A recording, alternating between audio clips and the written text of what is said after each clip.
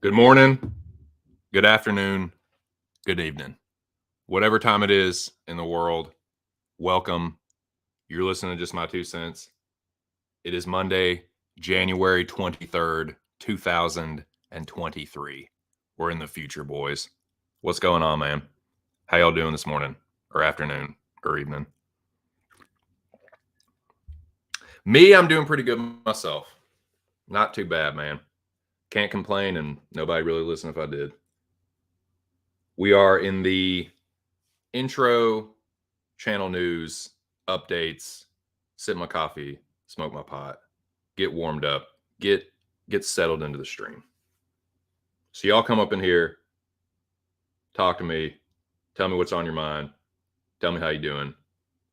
We're going to talk about what happened this weekend at UFC 283. And we're also going to preview this next week's card, which is UFC Vegas 68. We're going to do those two things and whatever else pops up in between. Hope you're all doing good. Sup, Bo? What you doing?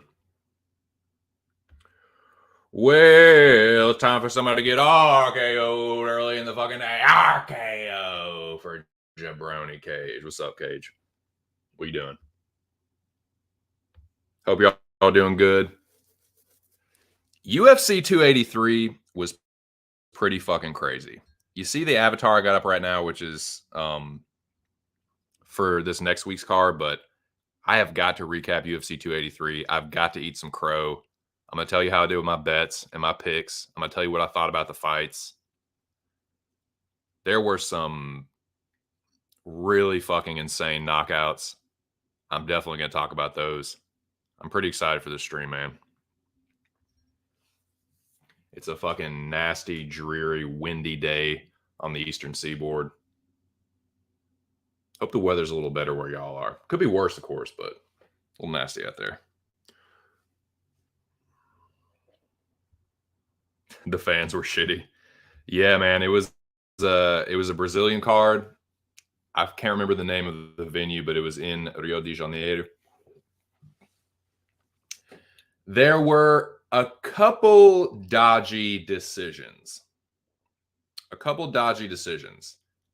And you would have thought on the outlook that the dodgy decisions would have all gone in favor of the Brazilians.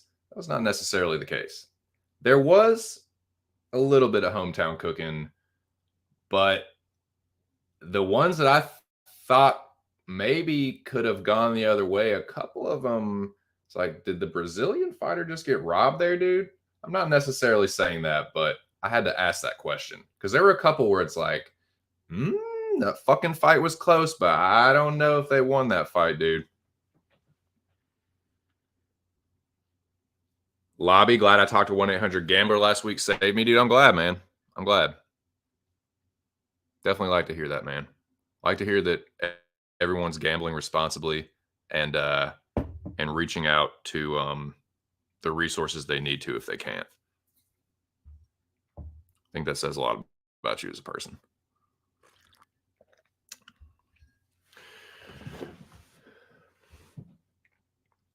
This fight night is in 2 weeks. Okay, awesome. No card Saturday, dude. That is even fucking better, boys. That is really fucking sweet. So that way I can spend most of the time just recapping this. It's just fucking. I glanced at the card, this next week's card, but I am going to have to do a fucking shit ton of tape study. So that is what's up, man. Thank you guys. Y'all know I'm not Mr. fucking current events. I don't have the fucking the hot scoop. You know what I'm saying? So I appreciate that. Nice, dude. Have fun with that. Thanks. They said those parlays would never hit. They said you wouldn't need to call us if you just betted smarter. Nice. That's what's up. Betted if you just bet smarter. Well, I'm gonna fucking eat a little Cowboys crow. We fucking sucked. This is what we need to do. Everyone is calling for everyone's head to get chopped off, and I don't necessarily disagree. There's a couple moving parts that might prevent us from just like completely cleaning house, but we need to start making some changes. The first thing we need to fucking do is draft a quarterback in April. Dak Prescott is not that fucking dude. I'm not saying he's shit, but dude, I have seen this too many times now. He is a mid-notch, serviceable, better than average quarterback, but when it comes to these big game moments where he can really step up and prove that he's taking his game to the next level, he doesn't fucking do it, man.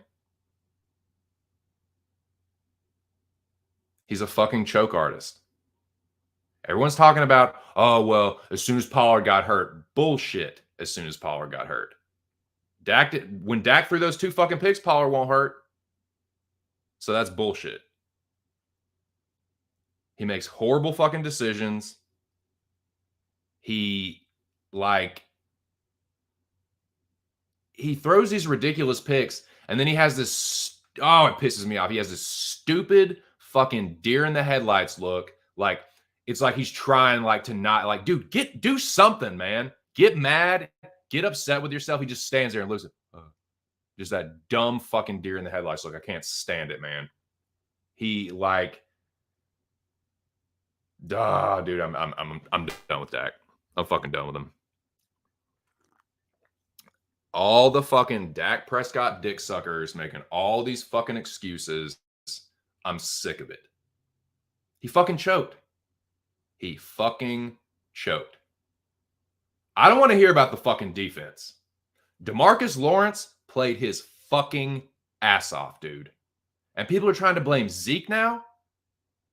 I'm sorry, man. For having a fucking running back committee where you're splitting carries, Zeke has 12 fucking touchdowns this year and almost 1,000 rushing yards. Zeke has been running his fucking ass off this year. So don't you dare try and blame this on Zeke. Don't you dare try and blame this on hurt. You better not even fucking try and blame it on the defense, especially not the fucking pass rush, because they were all over fucking Brock Purdy. DeMarcus Lawrence had a fucking incredible game, man. So I don't want to hear that bullshit. Our secondary has always fucking sucked, but that has nothing to do with Dak Prescott throwing 2 boneheaded fucking picks, which is a trend that has been going on all fucking season. The dude is a fucking choke artist. He cannot get it done in big games. We need to fucking look ahead. We need to look ahead and think about drafting. I can't remember exactly how much time is left on his contract. I think it's like 2 or 3 years. What we need to do is draft a quarterback, have him sit on the bench for a season or 2, and then trade Dak. When his contract's up, fucking trade him. He's not the guy, man. Everyone it is the mental gymnastics to try and blame this on everyone else but Dakota Prescott is fucking insanity. Yes, there's some other people that need to go. I'm not saying that. But whoever else you're saying needs to go, you need to throw Dak right in there with them. If it's Kellen Moore, fine with me. Kellen Moore and Dak need to go. If it's Mike McCarthy, fine with me. Mike McCarthy and Dak need to go. If it's fucking You saying get rid of Zeke? I'm sorry, dude. Have you seen Tony Pollard in between the tackles? If he gets touched, he goes down. You need the lightning and thunder. You need Zeke and Pollard. You need Zeke for them tough yardage situations that Pollard just can't get because he ain't as tough as Zeke. He's faster. He's more athletic and dynamic, but he ain't as fucking tough. And Zeke, man, I'm sorry, he just runs harder in those short yardage situations. We need both. We had success with both. So don't you dare try and fucking blame it on Zeke and say that he's the problem and he needs to go. You shouldn't have paid Dak that fucking $40 million. That's what you shouldn't have fucking done. Sick of this shit, man. You want to get rid of Moore? Fine. Get rid of him and take Dak with McCarthy. Good. Take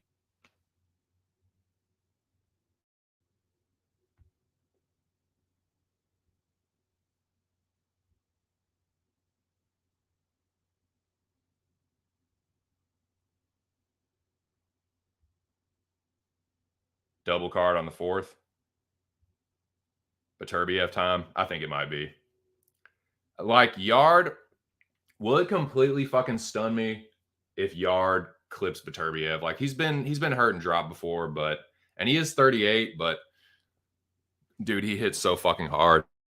And he is a good boxer. Like people think he is just a fucking slugger. Like, nah, man, Beterbiev is a pretty good inside boxer. I think Yard's gonna have a tough time, man. If Kovalev is knocking you out, dude, the power of Beterbiev is gonna fucking rock your world, literally. So yeah, I like Artur in that one. That's a good matchup though, man. Like Yard's not trash. He's just not. I just don't think he's as good as Beterbiev. Man, I'll tell you what, Cage. I don't want y'all to win, but I will probably be the least upset if y'all win because it makes the division look good. So just fucking do it for the division. I definitely don't want fucking Joe Burrow and the Bengals to win. Oh my God. The Joe Burrow nut hugging is, you know what it is? This fucking Joe Burrow love affair that everyone seems to be involved in. You know what it is? Unreal. Psh, fucking ridiculous, man. That anyone but them. Even if it's Purdy in San Francisco, fine with me. Just don't. Oh God, I've never seen a dorkier motherfucker cool. Maybe Andrew Tate. Burrow is such a fucking try hard goober. He's one of the guys. Like, you don't really have the personality. You just have like all the accessories. Like you have like he's got the clothes and he's got the cigar, but it's like he's just kind of corny and like white bread and vanilla and dorky. It's like this isn't, these two things are not congruent. Like he's just, I don't know, man. I know I sound like a hater, but I cannot stand that. Oh, you know what? I am a hater. Fuck him. Fuck that LSU motherfucker. He is the last person that I want to win the Super Bowl. Anybody else, dude. Eagles, fucking 49ers. Dude, I don't want Mahomes to win it again, but I would much rather it be the Chiefs and the Eagles in the Super Bowl than the fucking Eagles and the Bengals. I really don't see San Francisco beating the Eagles. I really don't, man. The Eagles defense, dude, we were all over Brock Purdy. He is not what won them that game. Dak Prescott and our fucking secondary won in that game. Dude, our secondary sucks. That's another thing we need to work on is our fucking secondary. Van Der Esch had a great game. The linebacking play and the fucking D-line are fucking mustard. Dude, our secondary is shit. Diggs is so fucking overrated as a cornerback. It's not even funny, man. Like, we need to fucking clean house. Cornerback, safety, like, Curse is the only one I might keep. But, like, dude, we would either sack Purdy, get him behind the sticks early, and then they were just making, like, third and long after third and long after third and long. They were converting, like, 3rd and 12, 3rd and 14. It's pathetic, man. Our secondary is trash. Don't anyone talk about how fucking Trayvon Diggs is some lights out. Just get the fuck out of here, dude. I don't even want to hear that bullshit. Need a clean house. Fix the secondary, fix the quarterback, fix the offensive coordinator, maybe fix the coach. I'm all for cleaning house, though, man. But you got to take Dak with you because he's not that. It doesn't matter who it is. It doesn't matter what coach you bring in. It doesn't matter what offensive coordinator you bring in. The dude, when he gets pressured, he makes bad fucking decisions. Not just the picks. He's missing open fucking receivers. Badly missing open receivers. He's fucking overrated, dude. He's a mid-notch choke artist, period. Don't want to hear the contrary. Not interested. I'm telling you, dude, you cannot watch that game and tell me our defense played bad, dude. You cannot watch DeMarcus Lawrence and Leighton Vander Esch and tell me our fucking defense played bad, dude. It's just not true. Exactly. What's up, General? Dude, exactly. There it is. Dude, we kept holding them to field goals. We put them, Dak threw a pick, put them in the fucking red zone, and the defense held them to a field goal. Brett Maher was more clutch, dude. Brett Maher hit a fucking 43-yard field goal, and he couldn't make extra points in the game before that.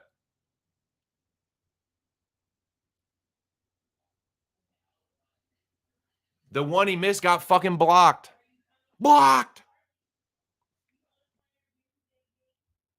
Yeah, man. Dude, I fucking let Romo have it. I'm going to let Dak have it too, man. I criticize Romo plenty.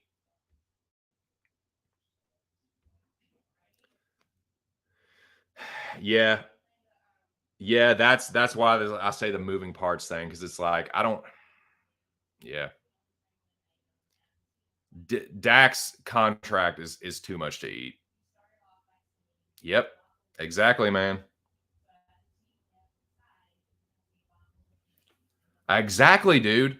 If we hadn't overpaid that motherfucker, we wouldn't have to be talking about Zeke and having to get rid of Zeke. Because if it's just Tony Pollard, what the fuck are you going to do if you come up against a fucking tough running defense? Tony Pollard is good in space when he can get to the second level. Running through the tackles, he ain't that fucking dude, man. That's Zeke. So I think we need both. Just sucks, man. That's when I gave up. Last year, I've listened to the same fucking shit. So I'm glad it was some more people are starting to come around. I'll say that, though. Some people that were previously defending him are kind of like, man, I can't defend that. How can you? How can you? You can try and blame it on the defense last year. No, that wasn't the defense. Leighton Vander Esch, DeMarcus Lawrence had incredible games. They played their fucking asses off, dude. Micah Parsons had a decent game too, but like, man, nah, dude. Secondary sucked. Dak sucked worse. Play calling is ridiculous. I mean, I don't really see how McCarthy lost that game, but I'm not a huge fan of his either. Buffalo choked. That's what I'm saying, man. It's like, I don't like it. They're a fucking division rival, but it's like, if anyone needs to win it at this point, it's them. It makes Dallas look better. I know, like, both times we played each other, it was backup quarterbacks, but still, like, do it for the division, man. Just do it for the fucking East. Do it for the NFC Beast. Prove that our division was the fucking best all fucking season. Just prove that, man. And I think we were, man. Look at how the Giants played in the playoffs. I know they fucking lost to the Eagles, but man, the Eagles are probably the best team. They've more often than not, they've looked like the best team this year. Every team's had sketchy losses, including the fucking Chiefs. And now all of a sudden everyone's like, oh, Chiefs, dude, it's gonna be Chiefs or Bengals. Like, okay, yeah, whatever. Whatever. Dude, the Bengals. The Bills, I have been saying that Josh Allen is a choke artist, and people call me crazy. Nah, that dude's a fucking choke artist too, man. People call me fucking no. Well, how can you say that? Dude, they moved to the fucking championship. Yeah, and what happened? Josh Allen choked. He's a fucking choke artist, dude. He's another guy that's over fucking rated.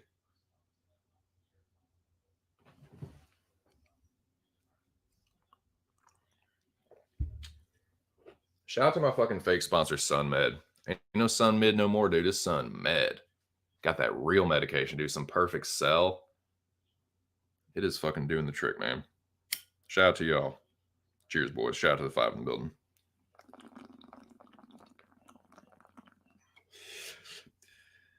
Got the handheld bubbler today, boys.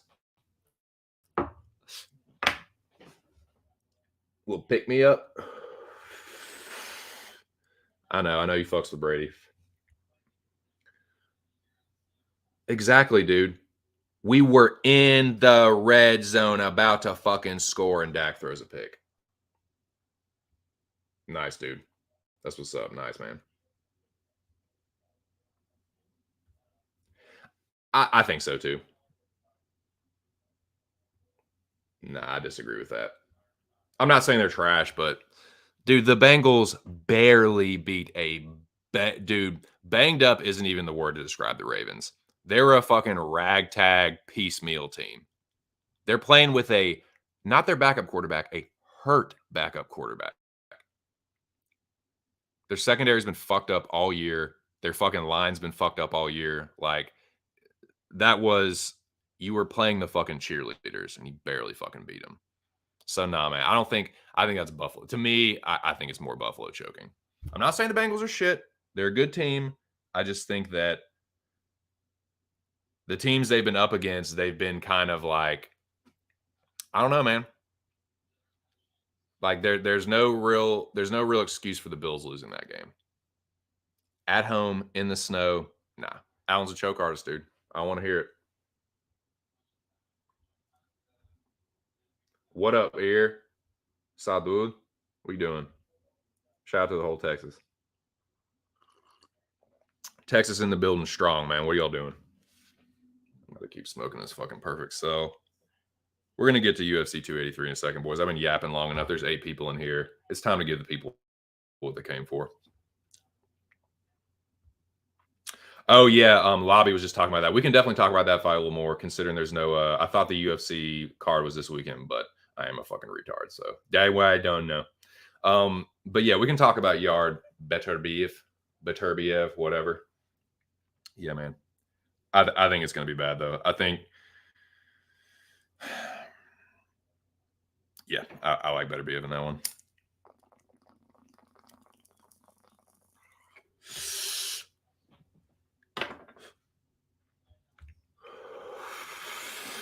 My almost no Bills playoff best ball stand didn't work out as well as you planned. Well, I'm sorry to hear that. Yeah, my bets didn't work out as well as I planned this weekend. Tell you that. But man, let's get to this. Let's get to this shit.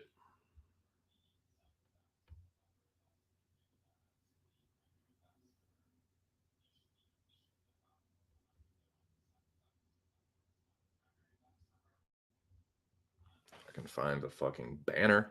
We'll get to it. If I can get my head out of my ass.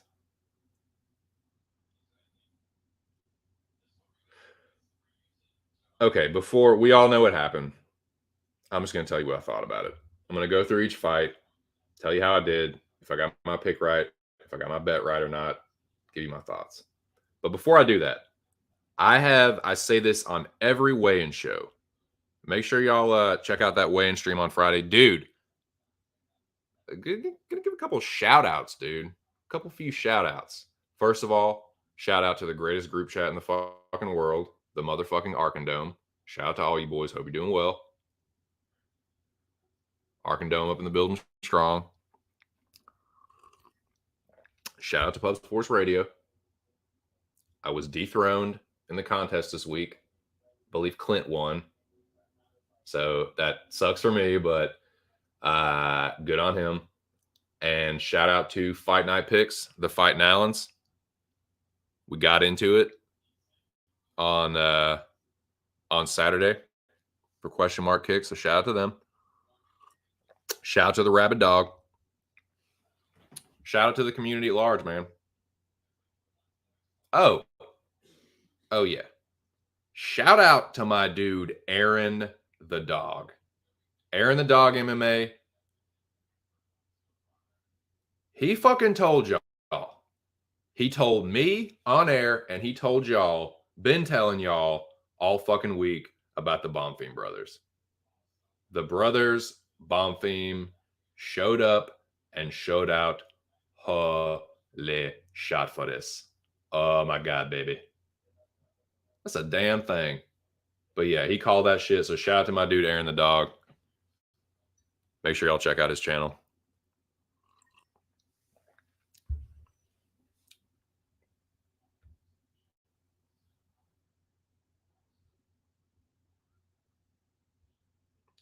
I hope the pod I'm in with my best with my best ball team with Mahomes, not many have him.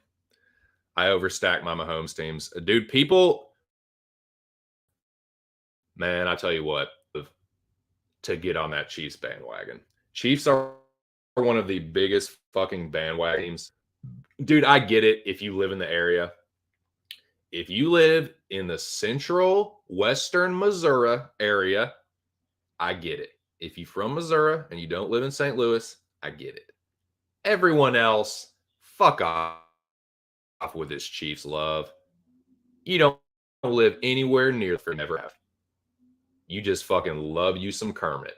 And that's all that is. And that's fine. Whatever. I'm just saying, let's call a spade a spade.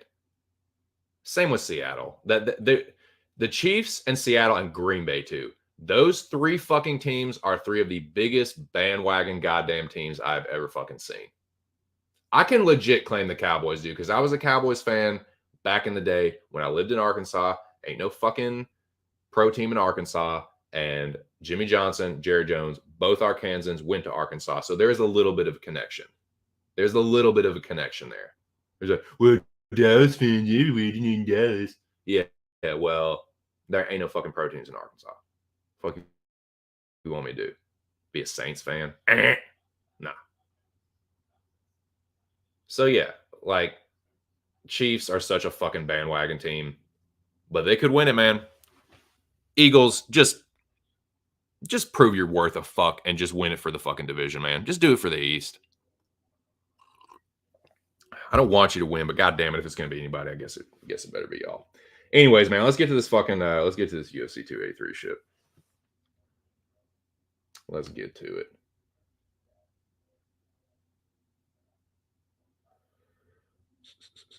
Where the fuck? Okay, here we go. Sorry.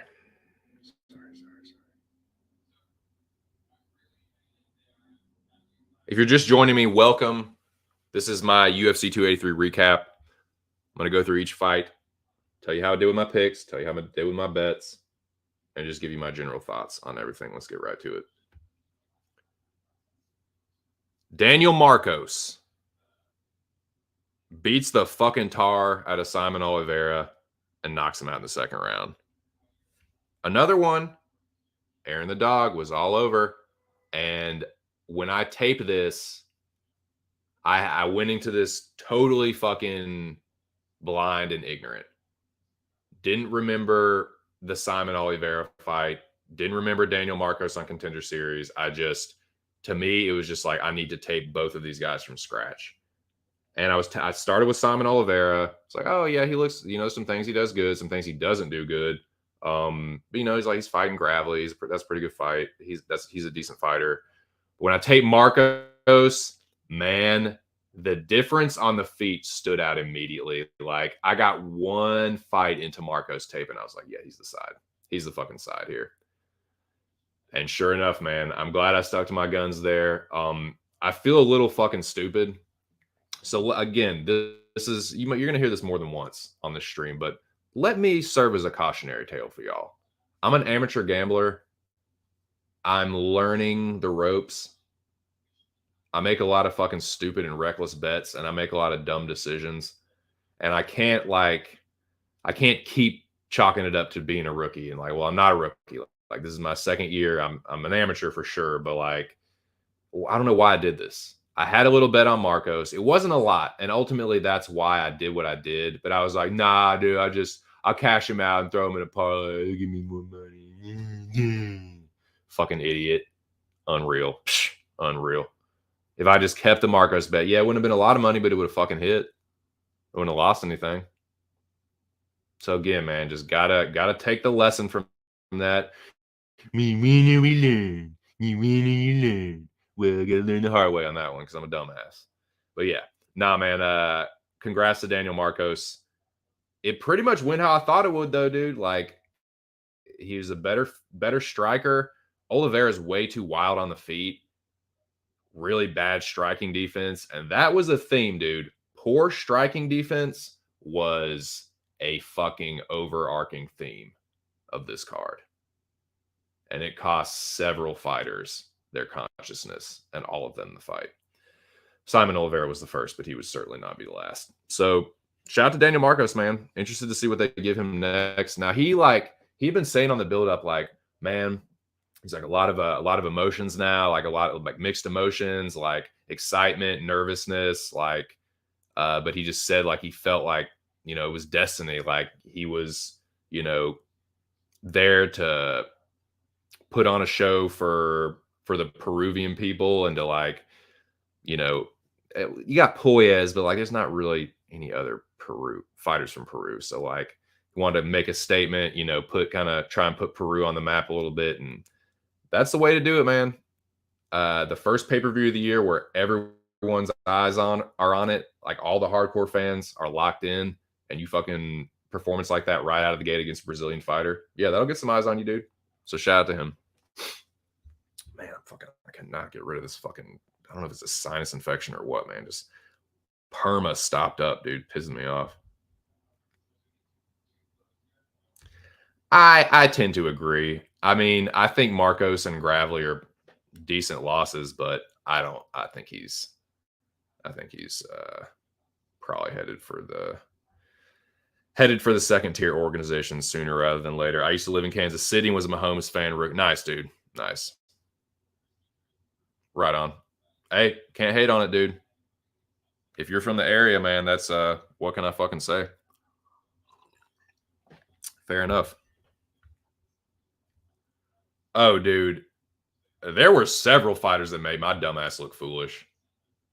Not that it really takes something like that to make me look like an idiot, but I certainly did. Bo said, yo, ear, we had the same tap score. Nice. What'd y'all score? What'd you score, boys? I had a decent tap score myself. Nice. Both had Hill round 3 KO. Nice, dude. Hey, I'm telling you, man. Bo and Ear, both good predictors. Underrated predictors. My prediction game won't too bad. My bets fucking sucked. And I've told y'all, if you know what's good for you, do not tell these dumb fucking plays. But yeah, man. Nice. Wow.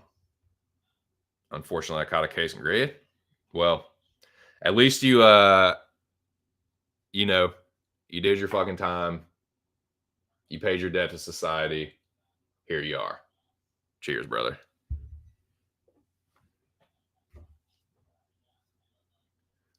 I'm sure you helped make some very you fucking the human fucking like hard labor, cheap labor to make like shitty fucking products. Unreal.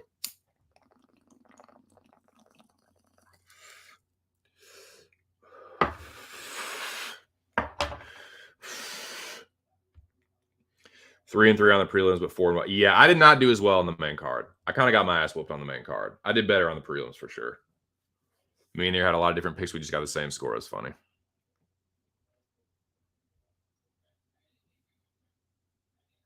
So, boys, I went back and watched this one.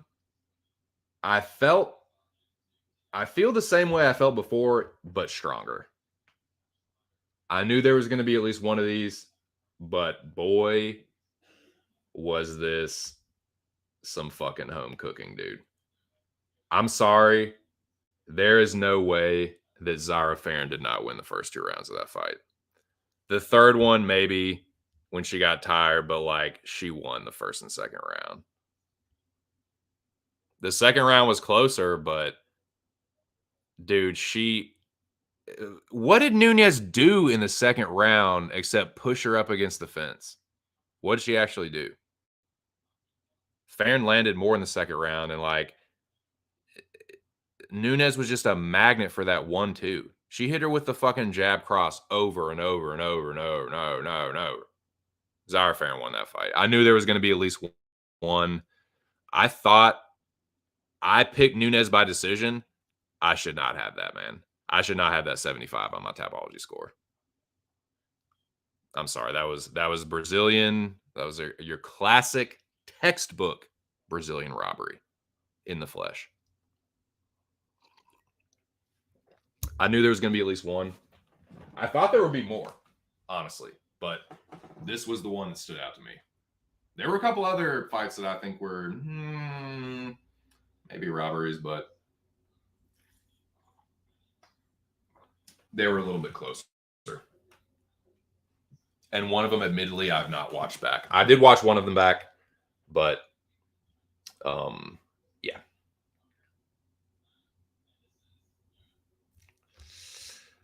But yeah, man, this is like,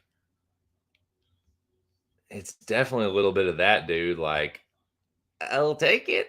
Like, I picked Nunes by decision, so I'll take it. But I don't really think I deserve it. Log says I was watching Chiefs Jags game. I have a best playoff team with T. Lawrence, but I think a lot of Chiefs and Eagles at least. Yeah. If I had to pick a Super Bowl matchup right now, I think it's probably going to be the Chiefs and the Eagles. It's going to be tough to beat the fucking Chiefs at home in Arrowhead. I don't give a shit what anybody says, dude. Mahomes gets some very favorable calls and no calls. Like, there will be a lot of holding by the Chiefs' offensive line that does not get called. Not going to say I'm going to be upset about it because I can't stand Joe Burrow and the Bengals, but I think the Chiefs are probably going to win. They're going to be tough to beat at Arrowhead.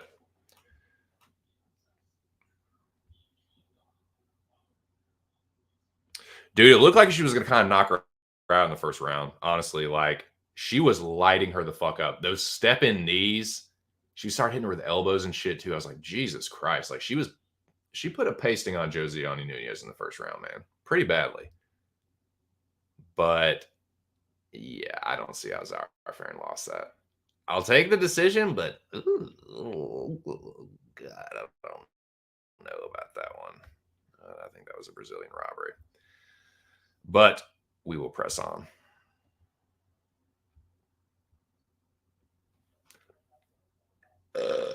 Excuse me.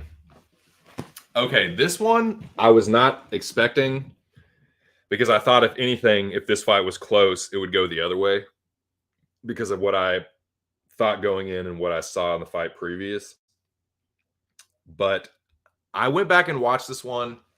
I'm not saying it wasn't close, but I don't really see how you can say that Alves didn't land the more impactful strikes. I think he did. I think Warley Alves should have gotten this. I understand why Dalby was given the decision, but the impact and the damage is supposed to be scored heavier. If you're asking me who did more damage, it was clearly Warley Alves. He was clearly landing the harder strikes, snapping Dalby's head back. The numbers weren't there, and DC fucking with his mouth all over Dalby's fucking Danish penis didn't help because it was like, dude, he would throw a little fucking like a leg kick or a jab or a feint, and DC would just fucking nut. It's like, what the fuck is this? But yeah, I thought that was a little bit of a robbery. I don't know about that one, Chief. I think Alves won that fight. That one smelled like the bookies. That one really smelled like the bookies because they knew a lot of people were going to parlay Alves in Brazil. That one stunk.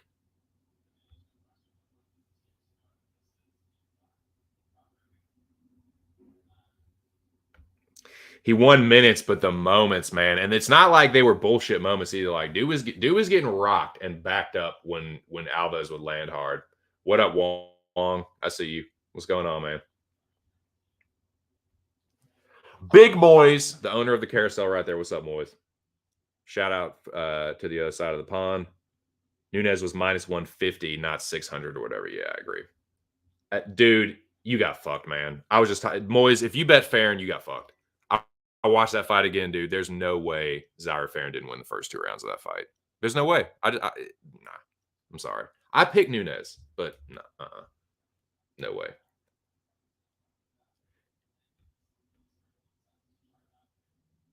Yeah, exactly, dude. Like, there's no fucking way.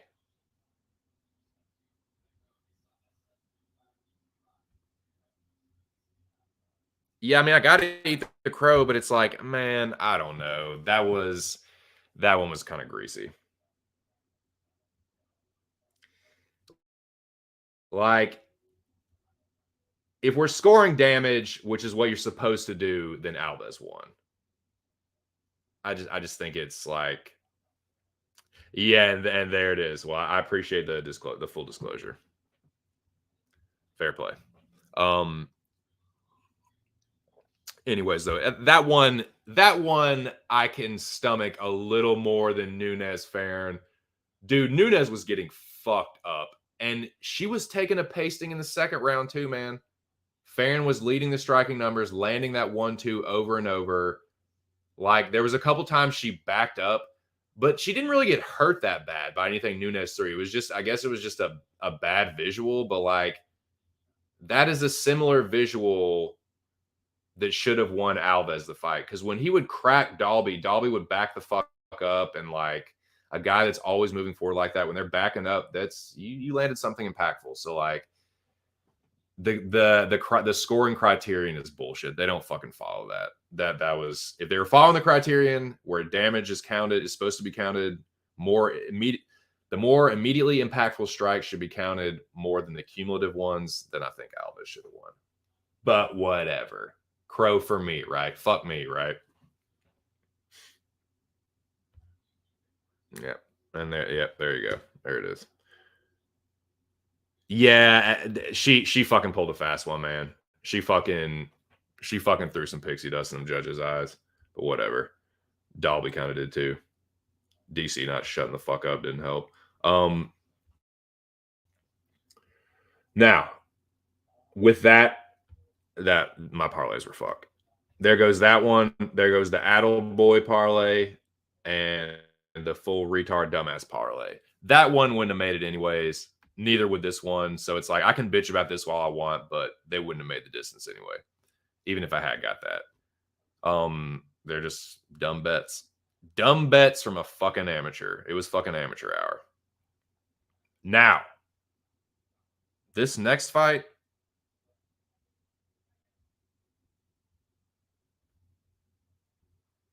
holy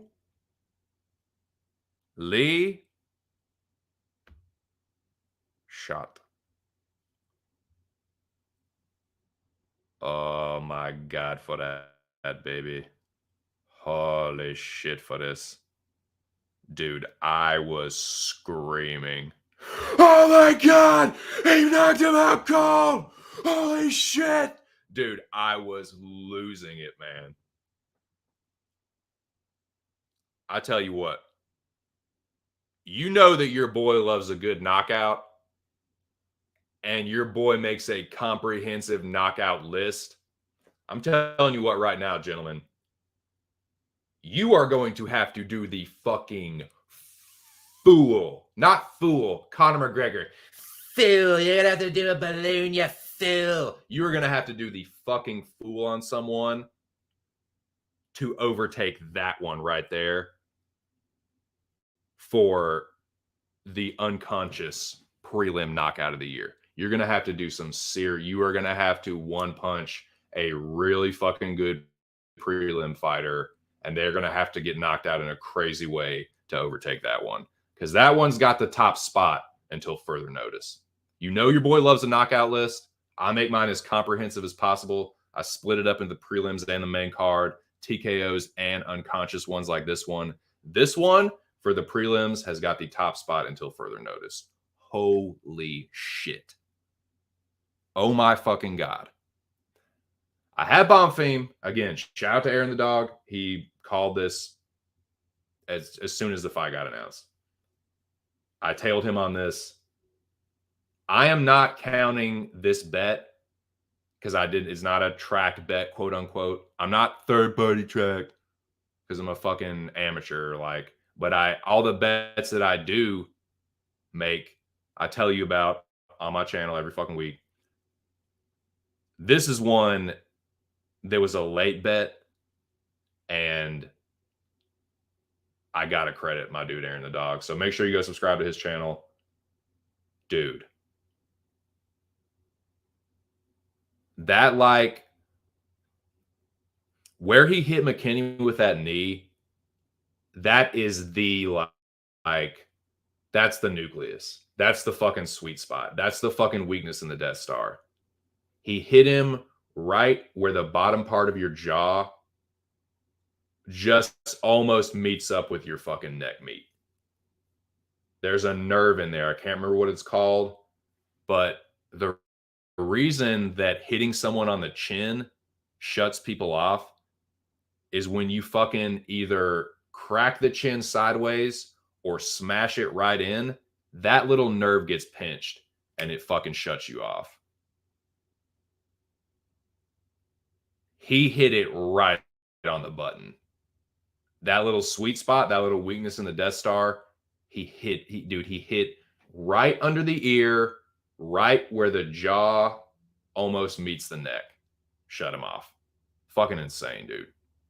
That's why punching someone on the chin is a sweet spot. Especially if you hit someone with a hook, it wrenches the fucking neck around and pinches that nerve and shuts you off.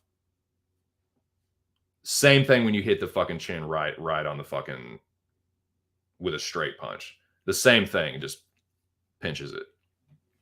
Crazy, dude.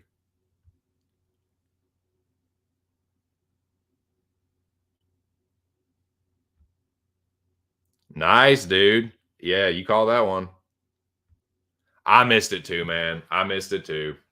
Everyone that was calling the Bonfim Brothers parlay, dude, take a fucking victory lap, man. All right, dear. Appreciate you stopping through, brother. Have a good one. Inflating your numbers. Yeah, I know.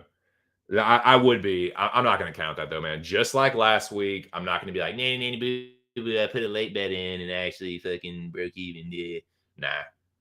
Nah, it was a late bet, but I did get a little bit of my money back. So that was cool. Holy shit. What a knock. Mamma mia. What a knockout.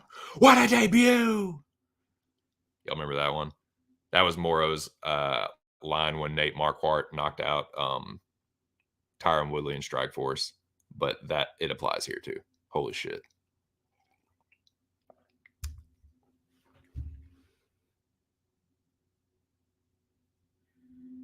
Oh my God, you're a dog with a bone. You won't let go. It's going to be bullshit. It's going to be more bullshit. Man, I am really stunned. I've had to unfollow people that just like, oh, it's forgiven. He paid them all back. Yeah, because he fucking had to. He was weaseling and trying to snake his way out and wouldn't even confess to what he had actually done. Still never got the fucking full explanation on what he actually did with the money. It was carefully worded fucking lawyer language. So he didn't incriminate himself. Gay? He's a fucking thief, man. He's a thief and a con man. And I cannot believe that people are like, oh, well, he paid the money back, so he's cool with me. Fuck that shit. He paid the money back because he's being fucking forced to. Dude, he's being forced to. Some people threatened him with violence. Why? Because you got too much honor? No! Been threatened with death. People threatened his life and threatened to fuck him up and threatened to sue him. And yeah, so it's not like he paid it back out of the goodness of his heart. He fucking scammed people and then he was forced to pay it back. He's not a good dude. Y'all are fucking stupid for like taking this guy back with open arms. You know what it is? You know what that shit is? Taking Lock of the Night back and embracing him with open arms. Psh, unfucking real. Unreal, dude.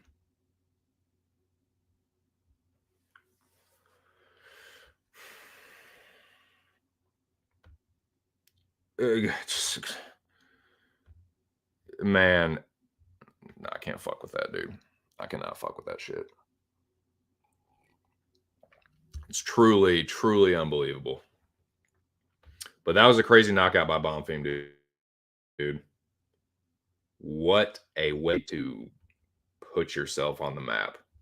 Holy shit. Now, here's another one. I need to go back and watch this one. I have not watched this fight back. I just remember watching it live. Like, did Cody win that one? I'm not saying he did or he didn't, but I just, because I wasn't like, I'll be fucking honest with you. During that fight, I wasn't super duper paying attention. I was still kind of like floating and like reeling from that fucking Bomb Theme knockout. Look, man, we're all pretty worked up, probably from that fart. But like, no, seriously, I was still kind of just like all wired, and I wasn't paying super duper close attention. I think I was still on Twitter, just like running my mouth about Bomb Theme and all that. But yeah, I remember being like, did Cody win that? Another one where it could have kind of gone the other way, and I'm kind of surprised it didn't, given it was Brazil. I don't know, man. Y'all tell me on that one. Did Cody win that fight? I need to go back and watch it before I can say for certain, but I'm not too sure that he did.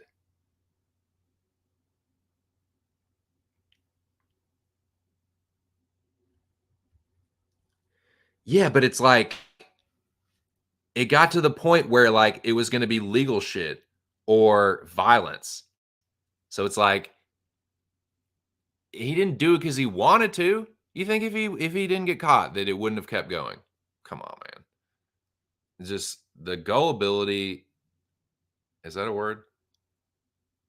The gullibilityness of the people and they're stupid. No, man, it is. It's being gullible. It's being naive. That's like it's like it's like the old parable. Someone even put it up on Twitter talking about this, where it's like a woman or whoever, a person sees a snake, it's like hurt and wounded, nurses it back to health. As soon as it's fucking healthy, it bites them. And they're like, what the fuck? I helped you. And it's like, I'm a snake. What do you think I'm going to do? I just do what I do. That's kind of how I look at it. It wasn't the guy making a mistake and then realizing it. It's like he made the mistake. He got called out on it. He lied about it. And then he tried to fucking like skate around it and not take full responsibility and just kind of really be really vague about where the money went. That to me is sociopathic and definitely like narcissistic behavior. Why? Like it's a sickness. To take that guy back, you're sick. You have a sickness. There's something wrong with you. Oh yeah, and make fun of it and troll it for sure. Quote tweet it as some clown shit. Man, I mean, this one, dude, who didn't think it was going down like this? You knew the guy was getting finished again, man. Shout out to my fucking dude, Aaron the dog. He fucking said jail to on the show Wednesday, this past Wednesday. He said, or was it Tuesday? I can't remember. It might have been Tuesday. Yeah, no, it was Tuesday. Last Tuesday. He said, Jailton Almeida by knockout. Jailton Almeida he's like, the ground and pound is a little overrated, but I think he gets it done here because Shamil's so chinny. I had a parlay with both. I had one with the Almeida knockout and one with the submission. Inside the distance was stupid. It was like minus 800 or something. So I said, fuck that. I just picked one, put a little bit on each one. So that leg cleared. I had a parlay with Almeida KO. Shout out to Aaron the Dog for that one. This one was some more crow for your boy because I thought decent, like not super duper high, but like I thought pretty highly of Munir Lazez. But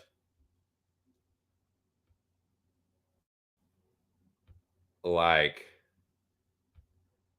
whoa. Seconds in like a minute, like less than a minute. It was like a 1-2 into a takedown. The jab actually landed too. It was like a 1-2 into a takedown, guillotine. Like, guillotine, Lazez tries to roll through and then it becomes a mounted guillotine. And then he taps. Less than a minute. Hold a shot. Oh my God, for this. Like, dude, Lazez has a win over Alisson and a win over Angelusa, who's another like decent prospect. So he's not trash, man. His one loss was to Worley. And I'm sorry, like Dalby should not have fucking won that fight.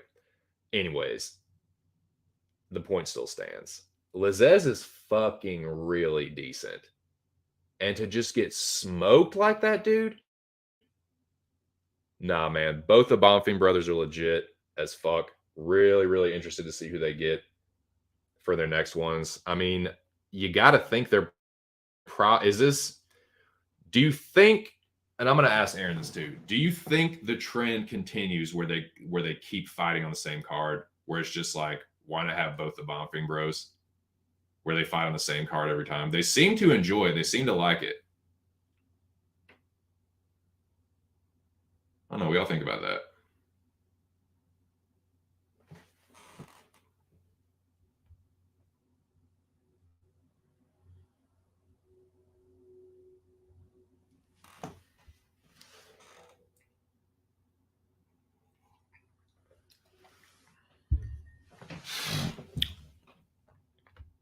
You're on a fucking 4-fight losing streak. You fucking I. Nah, man, that's crazy. Very, very interested to see who they get next. And yeah, will they fight on the same card again? Will that continue to happen? I don't see why not, really. I'm sure a marketing for the UFC, it's like a nice little marketing, not a tool, but a little marketing perk there.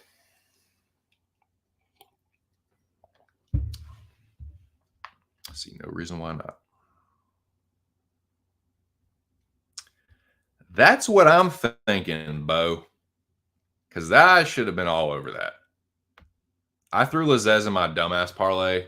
Worley busted it anyway, so it didn't matter. But yeah, man. I thought I was being cute with this one. Oh, one's going to win, one's going to lose.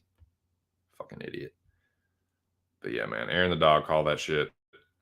Shout out to him. God, I'm stopped up. It's ridiculous, man. Like, not sick. Like, not like, you know, when you have a cold, like, you just feel the sickness, like you feel ill. There's like a smell and a taste where it's just like you just a sickly little fucking, you know what I'm talking about. Like like I'm not having the tightness in the chest or the like my nose isn't running, but it's just like the motherfucker is stopped up, man. Pissing me off, dude. Sound like a fucking nasally little bitch on these streams, man. I apologize.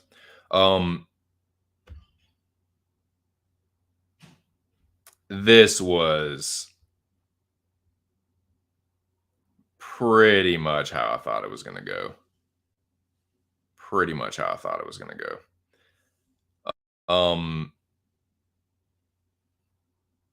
It was a mismatch. It was a showcase for Thiago Moises. He did pretty much exactly what I thought he was going to do. Just showed himself to be a class above. Just smoked him first round. Moises needed a bigger fight than this, but hey, he got a fight against another Brazilian in Rio. Got it done in short order. Yeah, interested to see who they give him next, man. You know, he's got some losses, but most of them are to pretty fucking good competition. Most of them. So, yeah, who'd y'all like to see Moises fight next? I'm trying to think. Pull up the fucking rankings real quick. Tiago Moy. Who should Moises get next?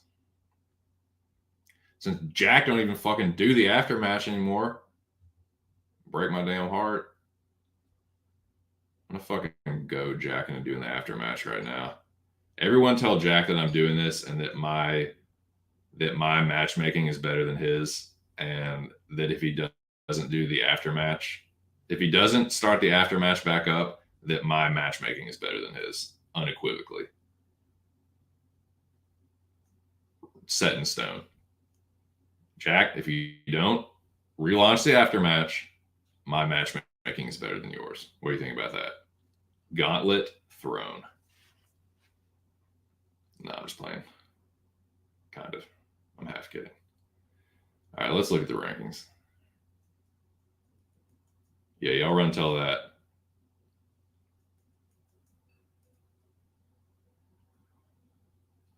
You really think you can goad me into doing a trick like that? There are girls watching.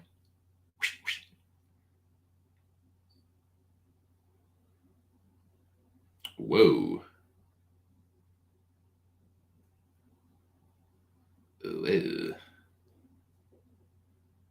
What happened to fucking ranking MMA? It's all kinds of fucking coding looking shit. What's that? All right, UFC rankings. What is all this shit at the top? God, ranking MMA, clean up your fucking website. Like, I'm glad that y'all are now secure, but like, clean up some of this fucking cookies and shit. Jesus. All right, lightweight rankings.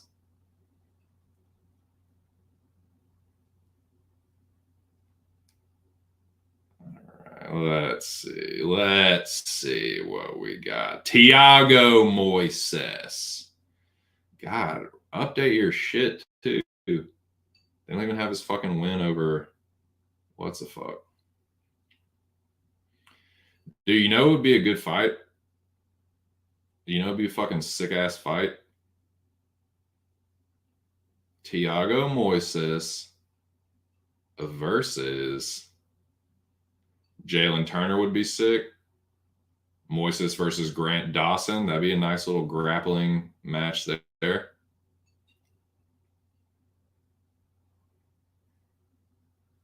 I think Moicano needs a little bit better fight than that. Maybe give him Dan Hooker. That wouldn't be bad. They both have losses to Islam. Would y'all watch that? Moises versus Dan Hooker.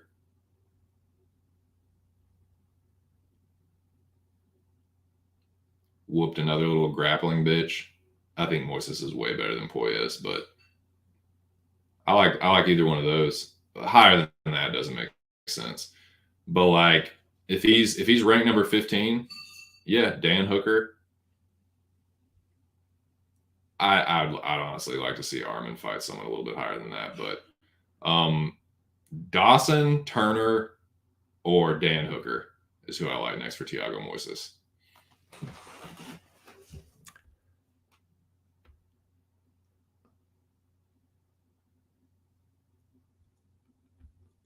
What up, Playboy? Hey, dude, y'all go subscribe to my dude, Bro Picks. What's going on, man? God, did you fucking clean up or what, bro? Take a fucking victory lap, man.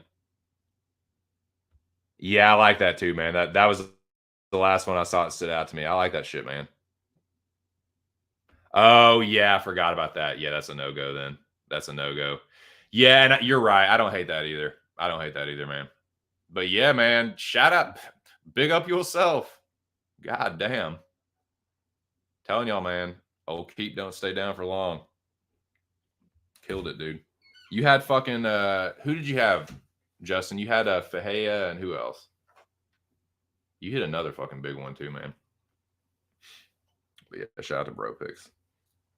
So what's next? Oh my god, dude. Oh, we can just leave this fucking Ted Theodore Logan avatar up for this one. This one,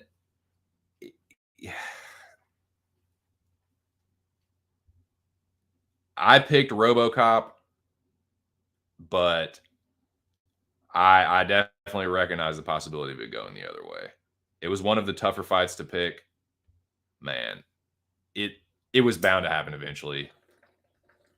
You can't get knocked out by Jordan Williams and like continue to climb the rankings. I mean, think about it like this. Think about the guys that Gregory Rodriguez has beaten. They're decent fighters. Jun Young Park, Julian Marquez, Cheaty, all solid fighters, man. But it's like you get smoked by Jordan Williams. And like Bruno, he's undefeated, but he ain't fought nobody, dude. But the matchup was just bad for him. Just like a fucking bruiser, like kind of like a Mike Tyson, like slip and rip fucking peekaboo, like boxing style. Just really bad matchup for Rodriguez. That he's a glass cannon, man. Rodriguez is your textbook glass cannon. The cannon is real. The cannon is absolutely real. And that's how he wins fights. Is people like hurt him, they touch that glass and they're like, ooh, that motherfucker's about to break. And then what breaks is their jaw because the fucking here comes the fucking that cannonball. Cracks you right in the face. But if the cannonball misses and another cannonball comes through, his chin can't take it, man. I mean, you look at it. Cheaty gave him a fucking vagina where like a unibrow should be. It was a unibrow of like skull and flesh. Like Jin Young Park almost knocked him out. I'm not saying Marquez did, but yeah, it was bound to happen eventually. But man, another dude making a fucking statement, man. The fucking Bruno Ferreira. Hulk smashed this guy. Lordy. Lord have mercy. Yeah, Gregory Rodriguez joined his buddy Terrence McKinney in the Shadow Realm. Oh, I forgot to say this. Shout out to Terrence McKinney, man. I've been critical of him, but dude, he was such a fucking sport. I really respect that man. Shout out and much respect to Terrence McKinney. Dude, he took that loss like a fucking champ. Didn't sulk, didn't fucking hang his head at all. Was just like, man, I was off. He was the better fighter. He got me. And then they were fucking taking shots the next day like it won't nothing. I really love that. Love to see that. Great sportsmanship. Taking the loss, taking it on the chin like a champ, literally and metaphorically. So yeah, shout out to him, man. That is how you fucking take note. That's how you fucking take a loss. He's not like, oh my God, like Babe Lucky, oh my life has changed. I can't go on. Like, no, I got knocked out. He caught me. Like, it was like a Ben Askren, like, that sucked. Like, oh shit. But that's how you do it, man. And they just shot. I thought that was cool. I like that. But yeah, holy shit, Bruno Ferreira. That's oh my God, baby. One punch. It was nice too. It was like he slipped, dude. Oh, dude, I like his boxing, man. He's a southpaw. He fucking the finishing sequence was nice, dude. I thought he was gonna hit him with that left hook. He slipped the Rodriguez jab actually to the inside because he's a southpaw, but then he came back with a rear left hook, and that's what I thought was gonna hit him. But then he fucking again, and this is what I was saying. The defensive irresponsibility. You look at that finishing sequence, Rodriguez is just standing there. He's just fucking standing there. Hands down. Right in front of Bruno Ferreira. It won't nothing but a cross. Fucking left cross. Well, it was kind of like a cross hook hybrid kind of. Like it was kind of corkscrewing a little bit, but it was kind of just like a fucking cross, dude. But he's so fucking powerful. And it was, dude, that's what I was talking about, that kill shot, the off switch. He hit him right on the button, dude. Right on the front of the chin.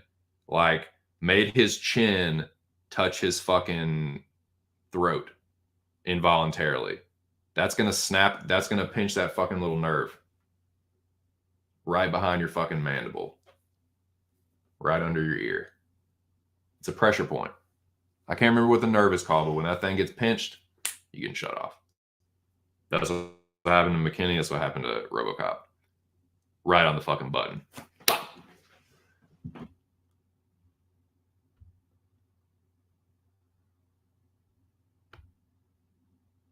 No sweat, dude. Good shit, man. Hope it continues. Yep, there you go. Nailed him. Marcos, Bonfim, Hill, cash him. Cha-ching. You weren't the only one. You were not the only one, brother. Yeah, I know, dude. I'm just gonna have to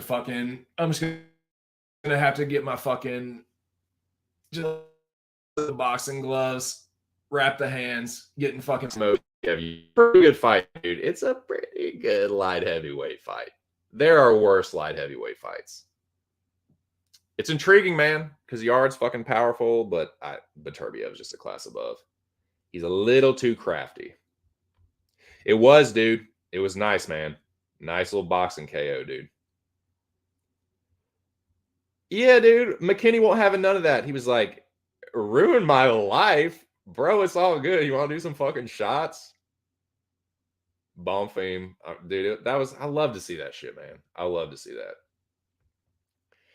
RoboCop needed to be knocked out like that. Long overdue for fighting like a dumbass. Maybe who started. Dude, exactly. Like, he just had his hand, like, you know how some fighters fight with their hands down, but then when they get in the pocket, if they see the guy punching, they'll put their hands up to block. He wasn't doing that at all. Just hands down the whole fucking time. It's like, what? Dude, you were just fucking asking for it, man. You wanted the knockout punch, you got the knockout punch. But yeah, I agree. I think you thought he would have learned his lesson from Jordan Williams. But yeah, I agree with what I think that's a very accurate statement. What's up, Miles?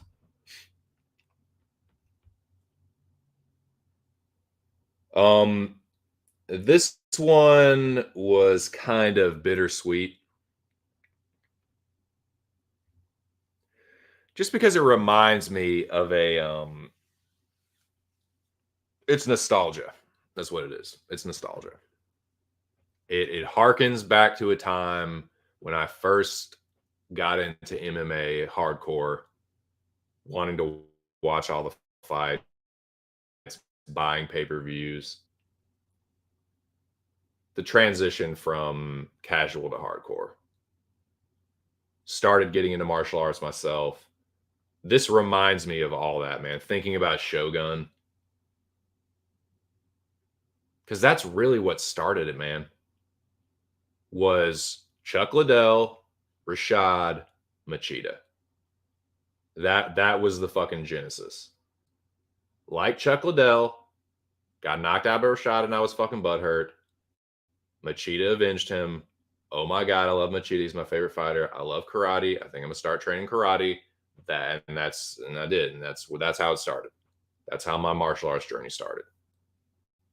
And Shogun is a part of that. Shogun broke my fucking heart, dude. He knocked out my boy. I still think that first fight was really close. Everyone is like, oh, Shogun got robbed so bad. Man, that fight was a lot closer than people like.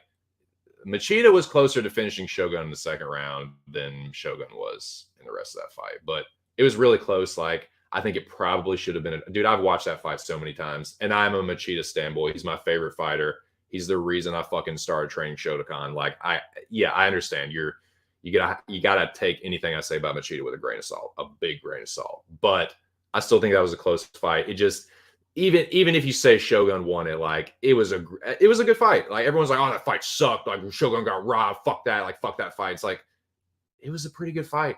Shogun with the leg kicks and stuff, and Machida with the knees and the fucking some of the punches. Like, it was a good fight.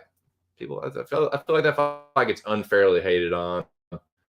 like this is like, it's like, just fucking chill out a little bit. Like, Rogan was sucking his penis the whole fucking time. But Shogun's awesome.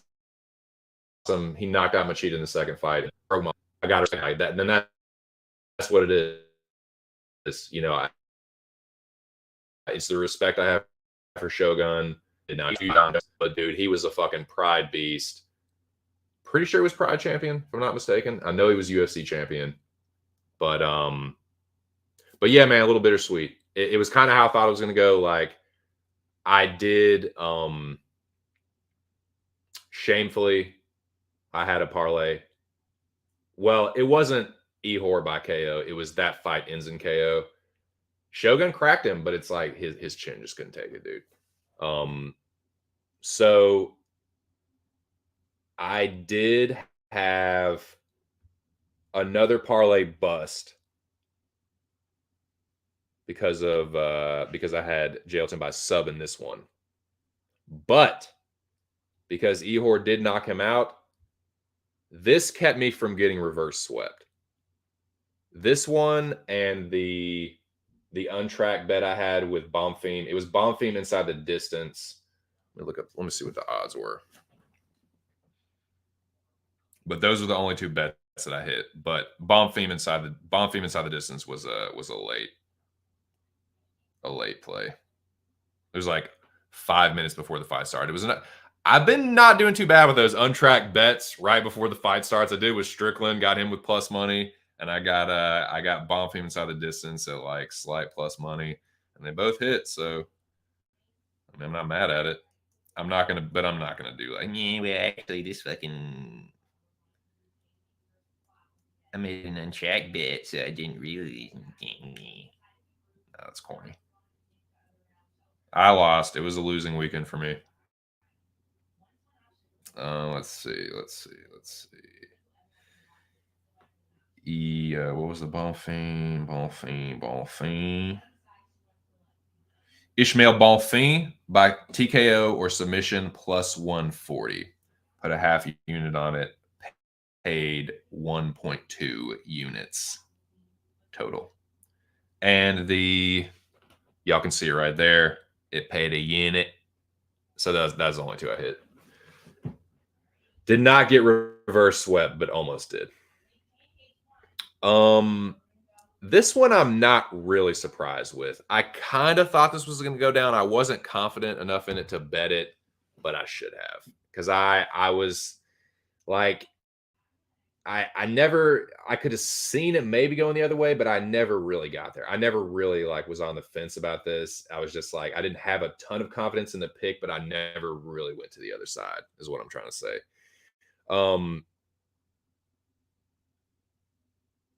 This was more or less how I thought it was going to go. I don't know what people think trying to fight Johnny Walker in close, or what Paul Craig was thinking not letting go of that fucking single leg.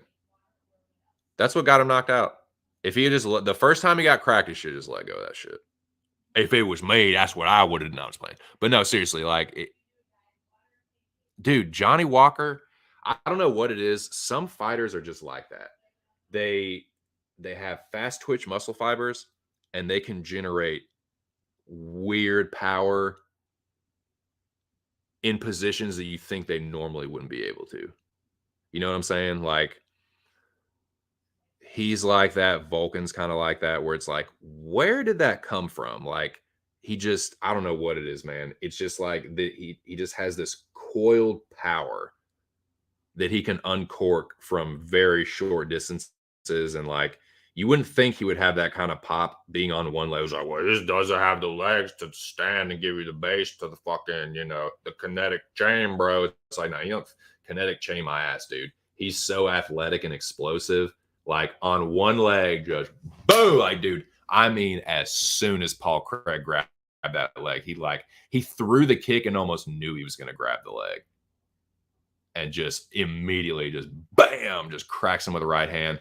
He hit him with the same hand every time. He was just like backhanding, forehanding him, and then he cocked back. He hit him with a backhand, And with the fucking wind up off the backhand, he cracked him with another right hand, same as the first one, and it dropped Craig. And it was just a few hammer fists after that. And it was over. It's like, that's just a pretty like classic Johnny Walker finish. Like, you try and clinch up with the guy, you try and take him down, you are going to get fucked up. Johnny Walker has a really dodgy chin. Just knock him out. What you are, God, you are rolling the dice, clinching up with him, trying to take him down. Don't do it, man. He has a really dodgy chin. Just fucking knock him out. The guys he's knocked out at range and stuff, they're trash, man. Like Ledet. Like, come on, dude. But look at Khalil. Look at fucking, who was the other guy I got knocked with? Roberson? Or fucking, dude, don't clinch up with Johnny Walker. Don't try and take him down. You're going to get fucked up. That would be my advice.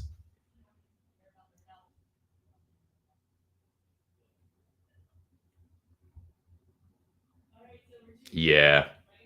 Yeah, for sure, dude.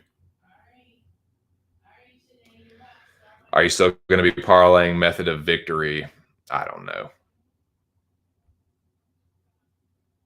Do you release them on Twitter so you can count them? I mean, I count them here on the channel. I keep these banners up for some of the banners up for a reason. So it's like a running tally. So yeah, I have it calculated. It's been pretty easy to fucking figure out. It was one boxing play, the card last week, and then this one. This one, dude, this was the fucking, dude, this was the easiest fucking pick on the card. The easiest pick on the card. It would have been not impossible, but like, I did parlay Andrade. The parlay ended up busting because of another fight. But just the money line, it's like, what? That's a stupid play. You'd have to if you're gonna play the money line, you'd have to parlay it with something. It was a pretty lock parlay piece. Like, I knew there was no fucking way that Lauren Murphy was gonna win, but man, it sucks too because this fight should have been stopped.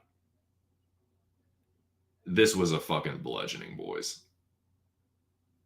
At no point in time did Lauren Murphy have any kind of chance to win this. She doesn't have Hail Mary power. She's not like an incredible, like, she got all those takedowns stuffed. And Jessica just beat the living shit out of her for 15 minutes. I mean, beat her to a fucking bloody pulp. It should have been stopped at the end of the second round. And it should have been stopped it could have been stopped towards the end of the second round, and it could have been definitely stopped by her corner between the second and third. I mean, her husband's in her corner, right? Like, how can you fucking look at that and watch your wife just get beaten senseless, knowing she has no chance to win? How is that like a moral victory? That I'll be honest with you, man. That was getting a little tough to watch. My God, man, this is just, it was just a rough looking beating, dude. I'm telling you, this has been like this for years. If you're not a champion, sometimes even if you are a champion, Jessica Andrade is going to fuck you up. Like, you have got to be the cream of the crop to beat her. You have to be a champion. And sometimes even if you are a champion, you get beaten. Jessica Andrade ain't nothing to fuck with. That's the homie. She's my favorite WMMA fighter for a reason. She's cool as fuck. She's always respectful. She's fucking mean, dude. She's a badass motherfucker. I fuck with Bate Estaca so heavy. Yeah. I think it might be time for another rematch. I don't know, man. I don't know, boys. Jessica's a badass, so interested to see where she goes next. If she stays at 125, she goes back down to 115. I don't know, man. I'd like to see a Wiley rematch. I won't lie to you. That was at 125. I wouldn't mind to see her jump back down. She's still pretty young. She's still in like her late 20s, which is crazy. I think she's like 29 or 30. But Yeah, I'd like to see it.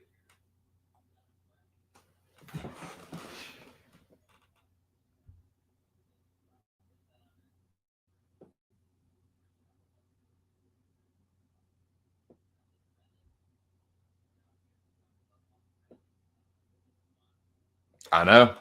But that's corny though. I'm not going to count those.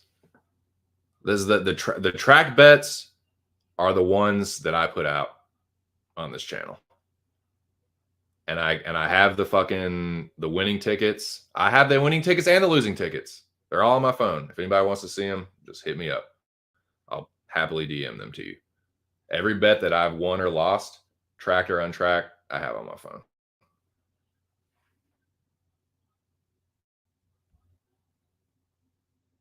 Kraus had the of course. Andrade versus Blanchfield if she wins. Yeah.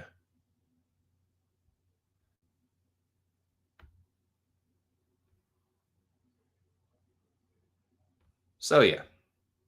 Let's continue. Shout out to the 10 people in the building. Oh man. I really did not think, although I probably should have. It was a fade on the Burns finish. I had Gilbert Burns.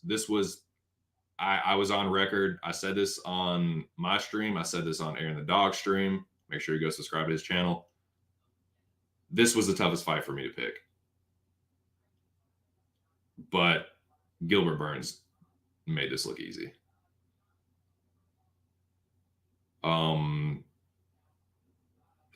In hindsight, Gilbert Burns, like, dude, he kind of looked like a minus 500.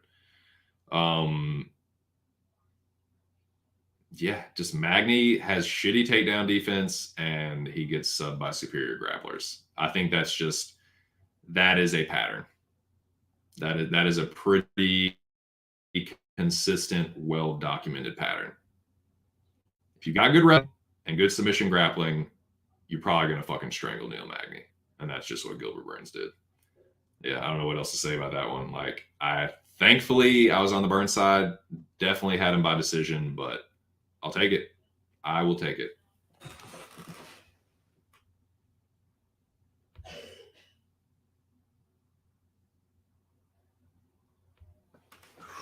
Well, it's the big show.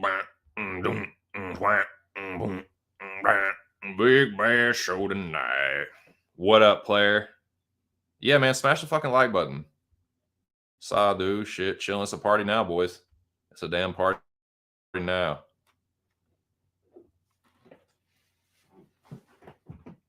You gonna smoke some weed, Big Show?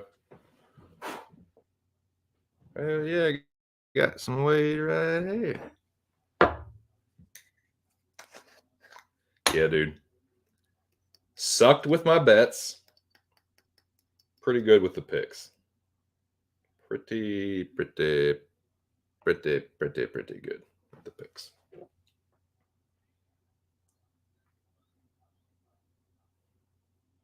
Gotta take the good with the bad, boys. And I will definitely take the perfect sell with the bad. Cheers, gentlemen and ladies, if there's any ladies listening. And anything else in between. Respect to y'all too. Cheers.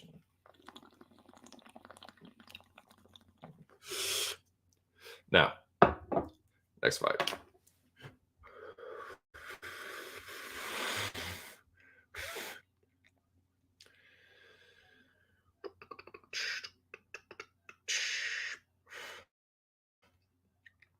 That was the Coco. I mean, this is going to kind of be a quick recap too. There's not a whole lot to say about it, man. This one stings. I got to eat the crow. I was pretty confident in Figgy. Definitely more confident than I should have been. What can I say? There, you see it right there. That's what happened. And this is actually kind of like a fundamental difference between MMA and boxing is the tiny gloves. That kind of punch is probably not going to stop a fight in boxing. because it's just gonna be hitting glove padding. But you can see it. It's a looping hook,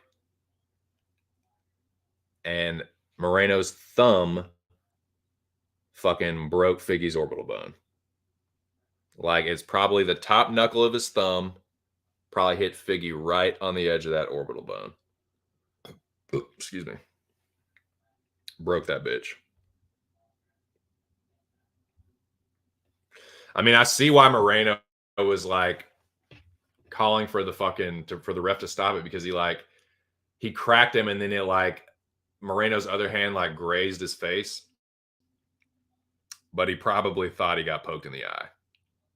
That's probably. I mean, who knows, man? But like, it was legal. That's a fist. It wasn't like he stuck his thumb out and put it in his eye. No, that's a closed fist, looping hook, caught him with the thumb. What can you say, man? Closes out the quadrilogy along with Figueiredo's eye. Fuck me, right? What can I say? I was wrong. I talked a lot of shit about Moreno, about how he was a spectrum child and was a Lego weirdo and pissed that Pantoja didn't get his rematch. I tell you what, though, dude, Brandon Moreno, you better give fucking Pantoja his rematch, dude. The motherfucker has 2 wins over you. If you really want to say that you're the fucking best, you need to see Pantoja. Because he's bested you twice. He choked you once, and then he whooped you thoroughly in the second fight in the UFC. So yeah, you need to see Pantoja, motherfucker. Should have been Pantoja anyway. But hey, man, I can't hate. Shout out to Moreno. Congrats. Crow for me. Fuck me. What a dummy.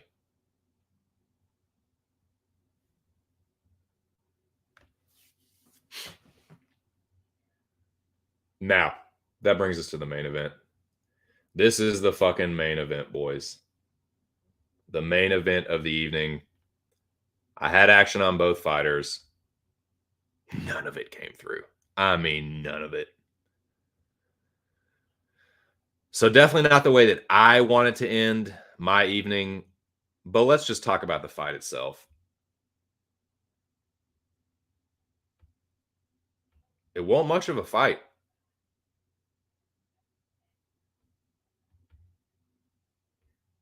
He just showed Glover up.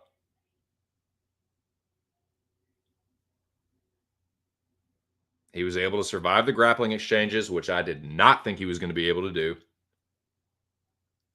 His cardio held up over 5 rounds of Glover, which I did not expect. And he beat the fuck out of Teixeira. He must have landed at least 6 clean head kicks. Credit to Glover's chin, because that man took a whooping. I mean, a whooping, boys. He beat the fuck out of Teixeira. Did y'all see his fucking face? Dude, Glover's fucking eyebrow line was split open so fucking badly. Dude, he's a tough motherfucker, man. Glover is a grizzled old billy goat. That motherfucker can, man, like, look at a guy like RoboCop and look at a guy like Glover. Yeah, Glover has some knockout losses to a not that far out of his prime Gus and fucking Rumble Johnson.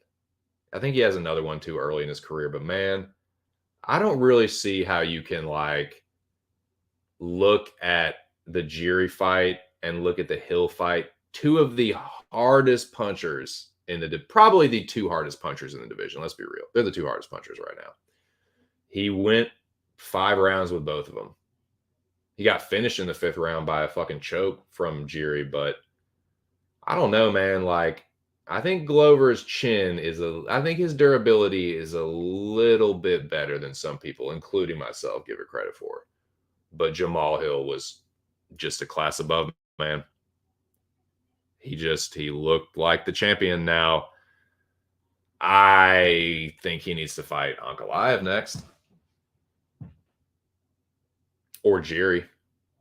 Actually, Jiri for giving up the belt, for vacating the belt. He's got to see Jiri, and the winner of that fight, Ankalaev. Ankalaev needs to take a fight. Ankalaev needs to do rematch. No, not rematch Paul Craig, but yeah, I think that's what you make next. You make Jamal Hill versus Jiri. And holy, can we pause for a second and talk about what a crazy fucking fight that'll be? Holy shit, man. Yeah, I think it's got to be Jamal Hill versus Jiri, and then you make Ankalaev after that. But yeah, incredible performance from Hill. Surprising in a lot of ways, but in some ways not surprising. I had action on both, and none of it came through. My hedge was Hill, of course, knockout in the first 3 rounds. And I had Glover in 2 parlays, but the last one busted with Glover, but the other one busted with Andrade inside the distance, and so did the fucking 5-legger in the retard, the full retard. But they wouldn't have made it anyway. So, thus and so, this is how I did. Wagered almost 2 units. Got a 1 unit payout from that Jailton KO, Ehor Shogunins and KO. That got me a little bit of my ass back, but yeah, I lost almost a unit, which brings my 2023 total to a clean -2 units. Ride 'em, cowboy. Yeehaw. Give me a spin on that carousel, boys. I surely deserve it. So yeah, sucked with my bets. My picks weren't too bad, though. Picks weren't too bad. 10-5, 730 on Tapology. I'll take it. I actually scored higher this week than last week. Now, there were more fights, so there's going to be more points total anyway. But last week, I was 21st in the world and had like 680 or something. So yeah, did pretty damn good with the picks, man. For the predictions, your boys off to a good start in 2023. Back to 63% all time. Find your boy on Tapology, just my 2 cents. And I will be giving the picks out every week. What you hear me say on these streams, the prediction streams, or the weigh-in streams, whatever, those are going to be my Tapology picks. And I'm off to a good start. So let's continue that. Let's keep that going.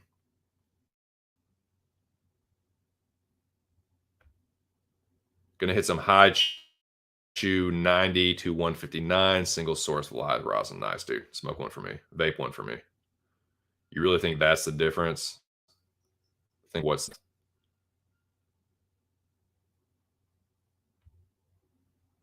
I don't think Figgy won. No, he didn't. He was losing. I had Moreno up. What was it? Was it the 4th round that he shut his eye? I had Moreno. It was Moreno. He didn't. What do you mean? I'm confused.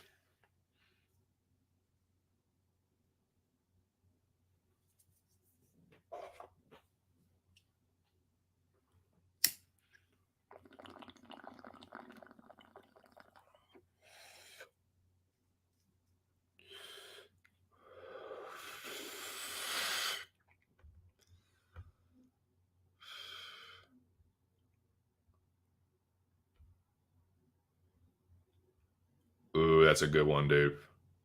Oh man, that'll be a tough one for me, man.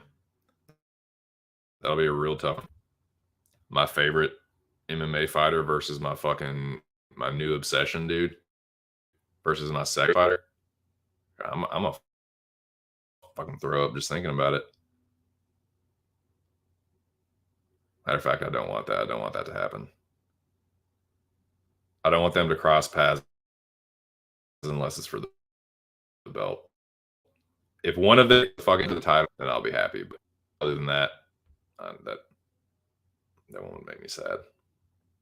I don't want Andrade or Blanchfield taking an L. But yeah, man. Boys, we're like an hour and 40 minutes in. Gonna change gears here in a second. That was the UFC 283 recap. I'm gonna hit the head and then take a quick little peek at this card, and then we can just kind of talk about whatever the fuck else y'all want to, man. It's been a good stream so far. Had 11 people in here at one point, so great success.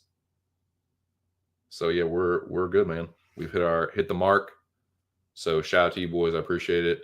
I will be right back, and we can talk some UFC Vegas 68. Taking place not this Saturday, but next Saturday. So plenty of time to do tape study and get the greasy little place together.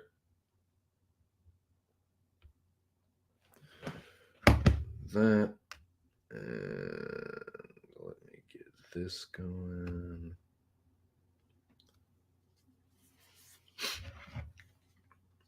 I will be back shortly. And I will leave you with Rush's favorite song.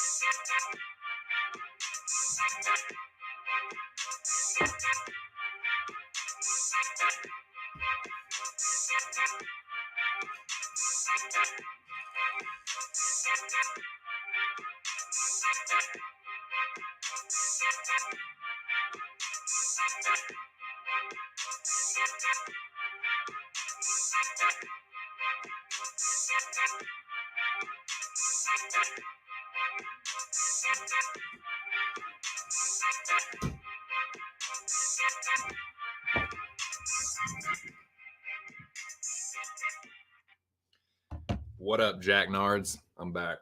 Shout out to you guys. Shout out to the 8 people still hanging tough, dude. Y'all are fucking real ones, dude. And I offer you a truce. The stickiest of the icky. You want to smoke with your boy 2 cents? Let's fucking do it, man. Cheers to you guys. Like I said, shout out once again to my fake sponsor, SunMed, and my other fake sponsor, Walmart, providing the coffee and the pod. Cheers, boys. Perfect sell. It's fucking dank.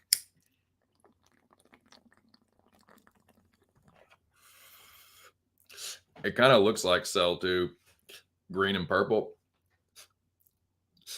Dude, Cell is the best Dragon Ball villain. Frieza's a little bitch. Like, I know he's more technically more powerful, but 10-point power sword.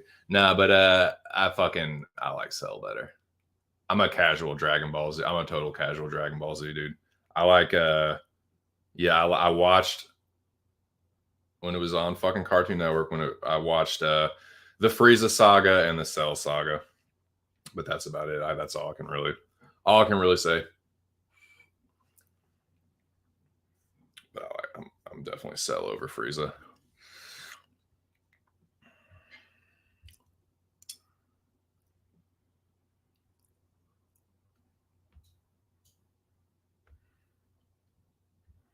Yep, sure do. A dude that works there comes out there and fucking serves your boy. Psych, dude, I'm serving him, dude. But don't tell nobody. Stuck in the game. Like Tyson loves custom auto. Psych. No,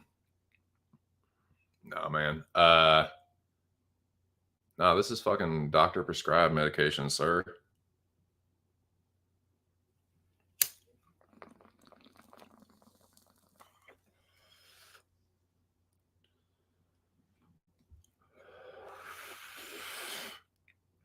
Left the game behind me, boys. Done went legal.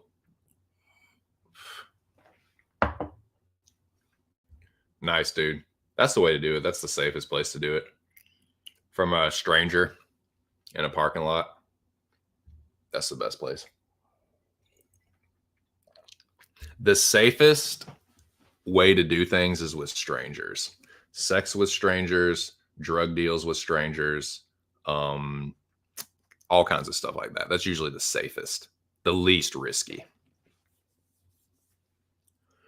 So yeah, man, I like this perfect solo. It's a nice, like, evenly balanced hybrid. I feel got a little of the pick me up of sativa, but also like definitely get that good like glassy, heavy eye pressure, face change kind of fucking buzz, and then my kind of settles into your body too. So I say it's pretty evenly balanced.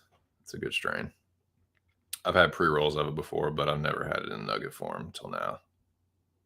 Quarter for real fucking cheap, man.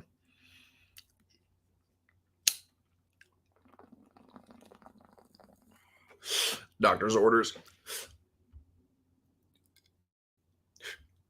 Yeah. It's not a joke, sir. I'm just playing. It is a joke. It's just jokes, boys. I'm just here for your fucking entertainment. I'm an entertainer first. I'm a predictor second, and I'm a fucking amateur gambler third. Okay. What are we even talking about here? What are we doing here? What sort of a thing are we doing here? Sitting here smoking weed, just fucking running my mouth.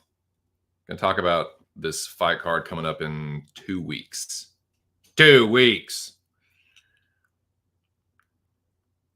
He knows it's a multi-pass. Okay. Louis Spivak. Can somebody tell me? I am not trying to get canceled here. I'm not trying to sound any type of way. It doesn't bother me at all. But I couldn't help but notice there are a lot of Japanese and South Korean fighters on this card. It doesn't bother me at all. I just want to know what the occasion is. Is there something that I should be shouting out? Is it because I'm pretty sure that Asian American and Pacific Islander Heritage Month is in May. What is there like a special, because this was not like randomly generated. And again, I have no problem with it. I'm just like, what's the, they were just like, nah, this is going to be the Asian card. Nah, we get all the Japanese prospects and all the South Korean prospects, and we'll put them on the card. We'll put them on a Vegas card. Like, all right, like, it's cool with me, but it's like it's pretty noticeable. Just curiosity.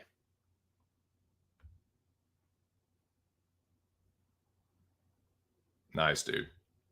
Oh, okay. Gotcha.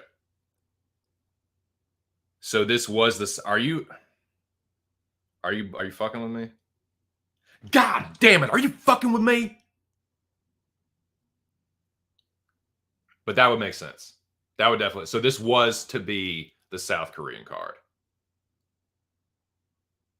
Gotcha. Okay, that makes sense. Just wanted to clear that up. What this is strange. Now, if Lobby is just fucking with me, then you got me. You son of a bitch. But that would make sense. So someone that is not Lobby, is that true? Because Lobby likes to fucking push my buttons and bust my chops and fucking fuck with me when I'm high. So is that true? Is that really what's happening? Okay. Okay. All right. All right. I believe you. It sounds legit. You followed it up with something plausible, and okay. Thank you.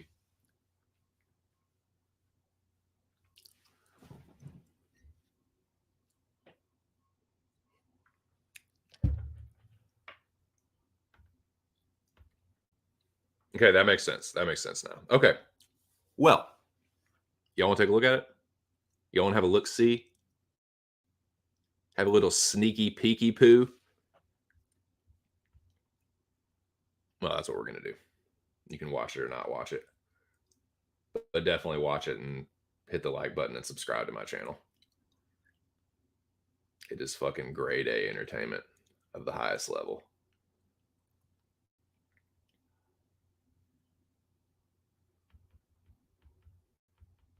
Oh yeah, but one let me just before we move on, I say this every fucking week. And I'm going to say it again in 2 weeks. And this is why. Y'all want an example? Here's an example. Looking sharp. Glover looked sharp. Lost.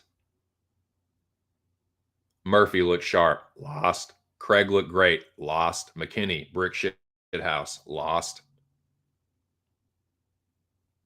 Nunez looked great. Should have lost. Lazez looked like an Adonis. Lost. RoboCop, brick shit house. Lost. Magny looked good. Lost. Here's who looked like shit. Stamen looked worse than anybody. Probably should have lost, but whatever. I stand by this point. Walker. I mean, no, sorry, not Walker.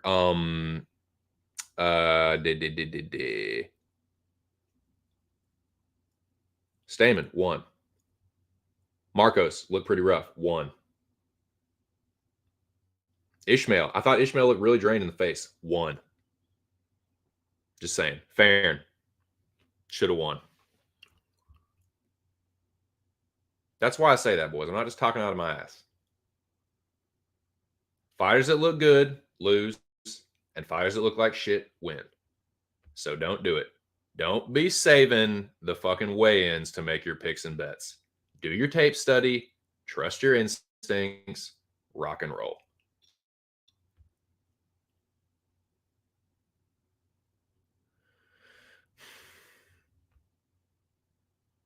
Best fight odds first? Yeah, maybe.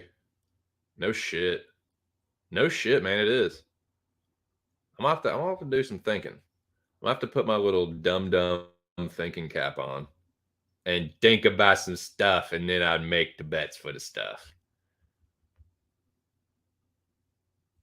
See what kind of dummy fucking plays I can make this week or this card. Nah, man, I'm just figuring it out, boys. If I had to be honest with you with the betting thing, I'm trying to figure out what kind of gambler I am. Trying to learn from my mistakes. It's been a mixed bag. Haven't had a good start, but like I said, I was being a little reckless this past week. So yeah, have no one to blame but myself.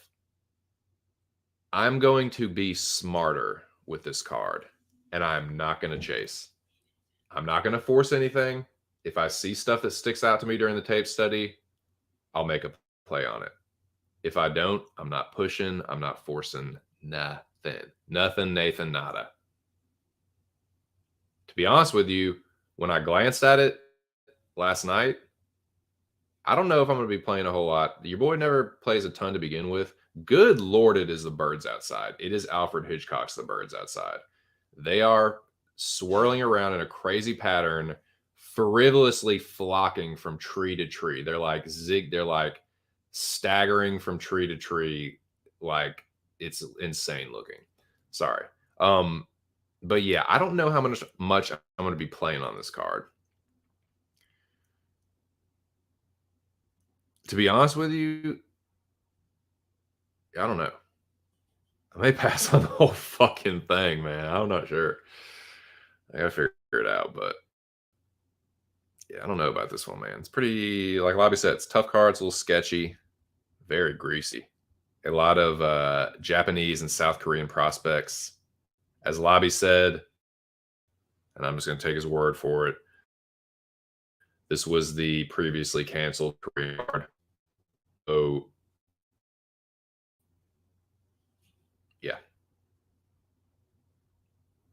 I don't know. If stuff sticks out during the tape, if some underdogs stick out, I'll see. I might see what my professional capper buddies think about some of these. Some smart. I might do a little tailing, but I'm upset. I don't. Your boy might just be passing on this motherfucker altogether. I don't know, man. I don't know. Nothing looks crazy good as far as betting, but again, I'm an amateur. I don't really know what the fuck I'm talking about. Let's look at this card.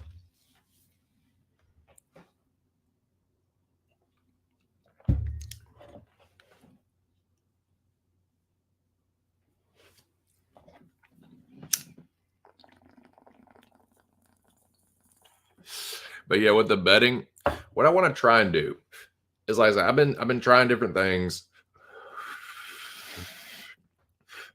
Try props here, parlays here, finish parlays. It's just been a lot of just all over the place, throwing a bunch of shit at the wall and seeing what sticks. I haven't really like zeroed in on what I'm good at. What I really need to do, even though I haven't been doing this very long and I'm not super great at it, is like start a bet MMA tips, just so I can track my own, and like so I can analyze and track my own progress, and maybe start trying to fucking, you know, minimize these mistakes. Because it's like I do it for fun, right? To have a little action, but it is nice to make some money at it. Like I'm not betting anything I can't afford to lose, and that's one thing that like I want to really continue to do is just bet responsibly. Like, yeah, some of these, like my bets last week were kind of like reckless, but I didn't I didn't even spend $20. You know, it's like, but I'm doing that for a couple reasons. Like, I want to make sure that I'm, you know, staying within myself and being responsible, but also just like I can just kind of like throw some dumb shit around and kind of just play around with it a little bit and just kind of see what works for me. See what I'm good at, like where my instincts can serve me best. So yeah, that's some things I'm going to keep in mind moving forward. Got 2 weeks to think about this card and look at it. We're going to start to look at it right now.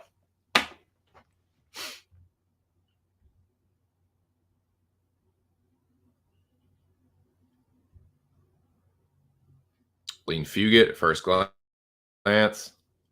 5-inch reach advantage. Let's look at it. Let's have a look-see, Lobby. What do you think about that, Bobo? You won't have a look-see this whole damn card? Okay, fine.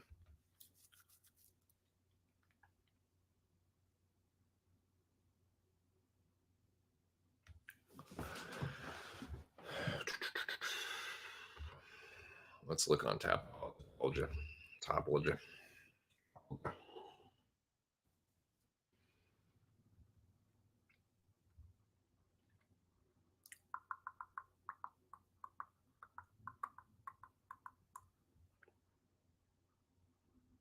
The Bellator.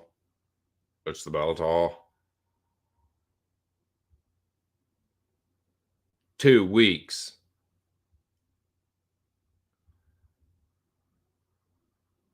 Let's no. I'm gonna pull up the wiki.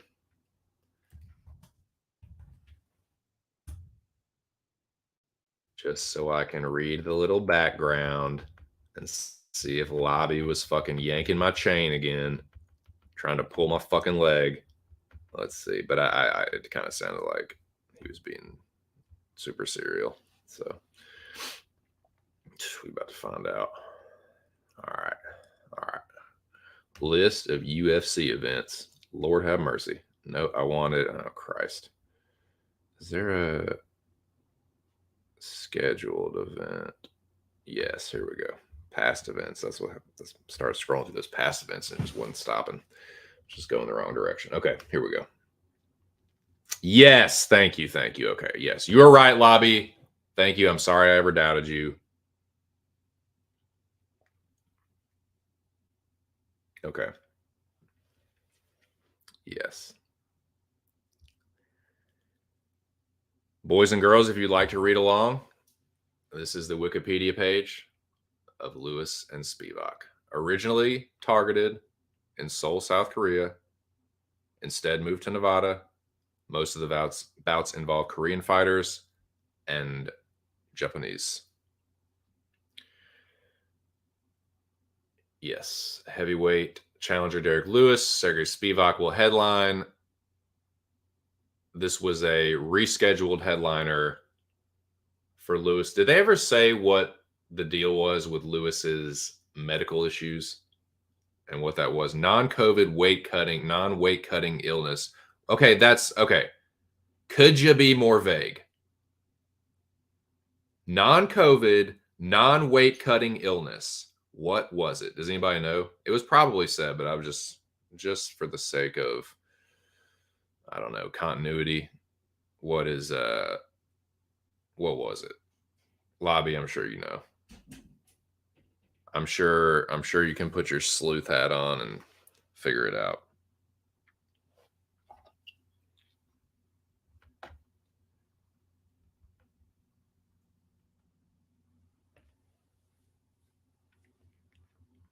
Yeah. Okay. That's enough. That's enough background. That's enough background. Let's pull up the topology.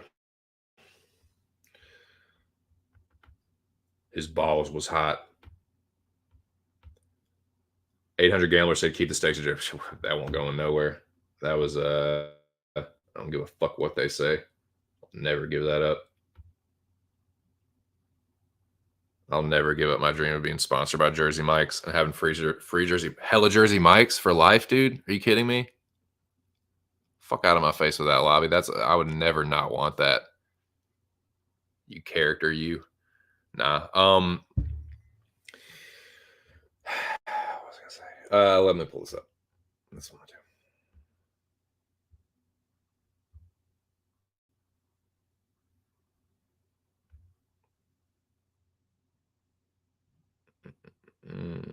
Oh yeah.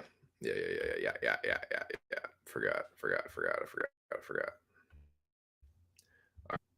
Sorry, show. I gotta take it down for a second.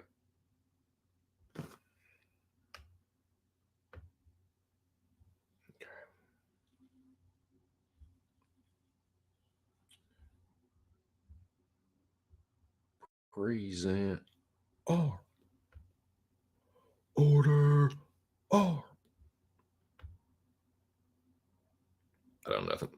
I don't know anything about that, but my uncle was in the army. He always used to say that shit.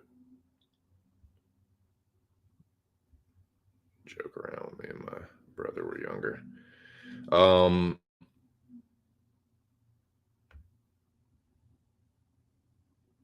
Here we go. Present screen. There you go.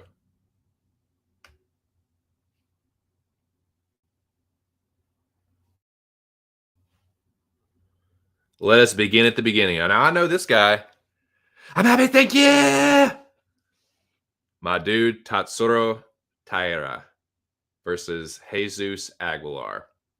I can tell you, without taping this one, I will be picking Tatsuro Taira probably by Sobmish.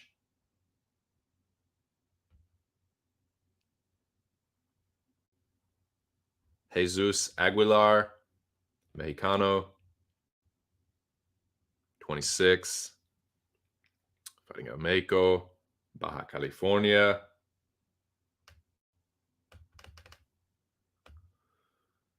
Let's see. Oh, yeah, it's going to be a grappling bout. Oh, yeah. Mm-hmm. Mm-hmm. Mm-hmm. Mm-hmm. Now, to his credit, at least these guys all have winning records, you know? Although he did lose to a guy. Oh, yeah. Are you fucking kidding me? Tyra by submission. Fucking Tyra by submission. I think that's pretty fucking clear, boys.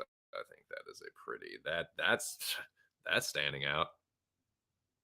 Playoffs? You kidding me? You fucking kidding me, dude? He's gonna choke this kid. He's gonna think he can grapple with Tatsuro and he's gonna choke him. He's gonna pull guard. Tatsuro. He's gonna fucking pull guard. Tatsuro gonna get on top of him. He smashed this guy, smash his face. Then he give up the back. Tatsuro, whoosh, whoosh, rear naked choke. Yeah, I might bet that. Tatsuro Taira by submission.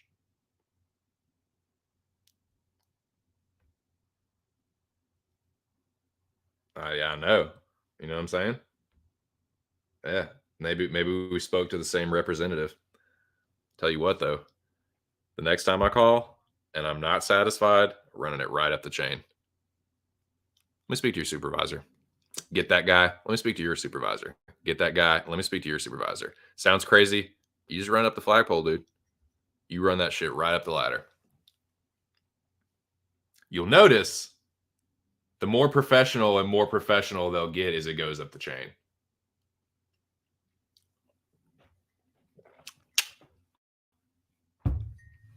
I've done it myself and I've seen it happen before. Speak to your supervisor, please. What's his name or her name?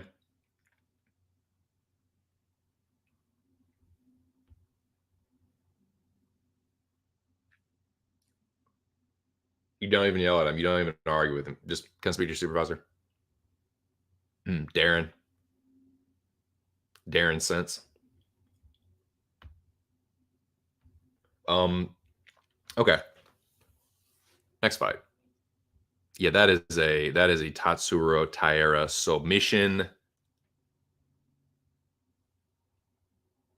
for which I'll be fishing.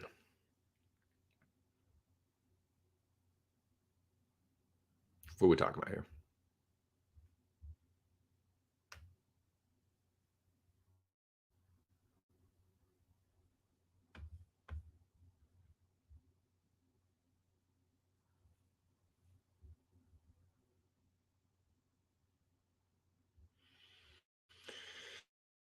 Jun Young Park versus Dennis Talulin.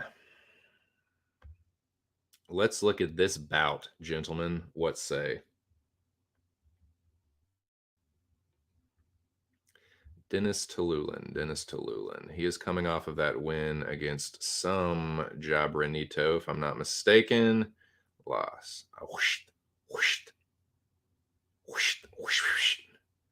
Yes, the Jamie Pickett win. We'll start with Talulin first. 11-6, 34, 6'1", 77-inch reach.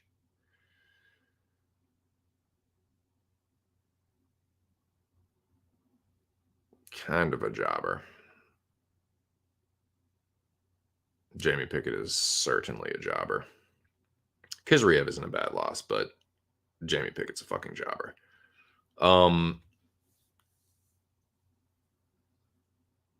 Honestly, I think Jun Young Park wins this fight.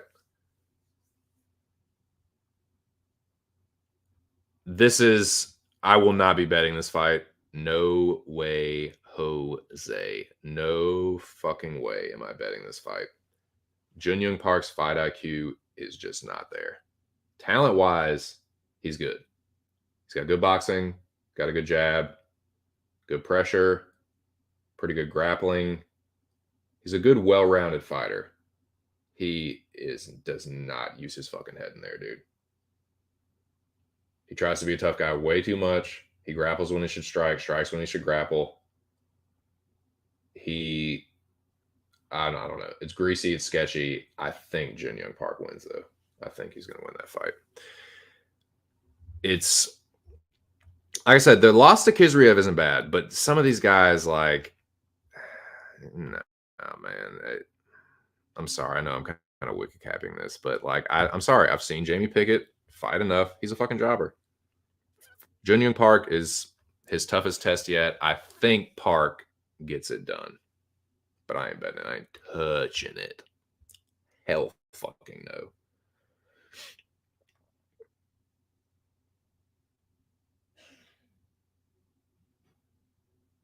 What was the next one? What was the next fight?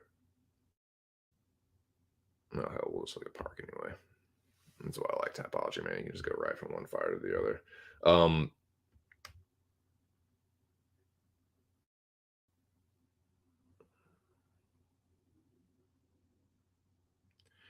It's just, yeah, it's just a high level of competition for longer.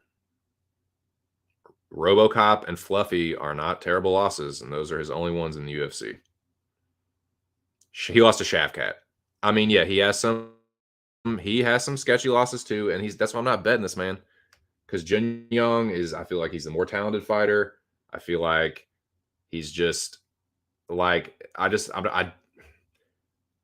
cannot count on him being smart. Like he could stand there and do what he did with fucking RoboCop. He has some success against Tallulah and just stands there and Tallulah just hauls off and knocks his block off. I don't really think that's going to happen. I think he's going to win this fight probably by. I could see him winning this fight by submission, man. I could really say I could see him just fucking being a wet blanket on top of Tallulah and then just fucking finishing him, man. But I'm not touching it. No way. We'll be picking Park on Tapology though.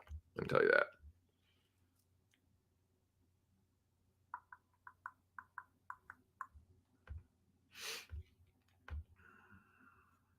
You know what else I'll be doing? Cashing this bubbler bowl and then repacking it with more Perfect Cell. Who's a fucking cooler villain than Frieza?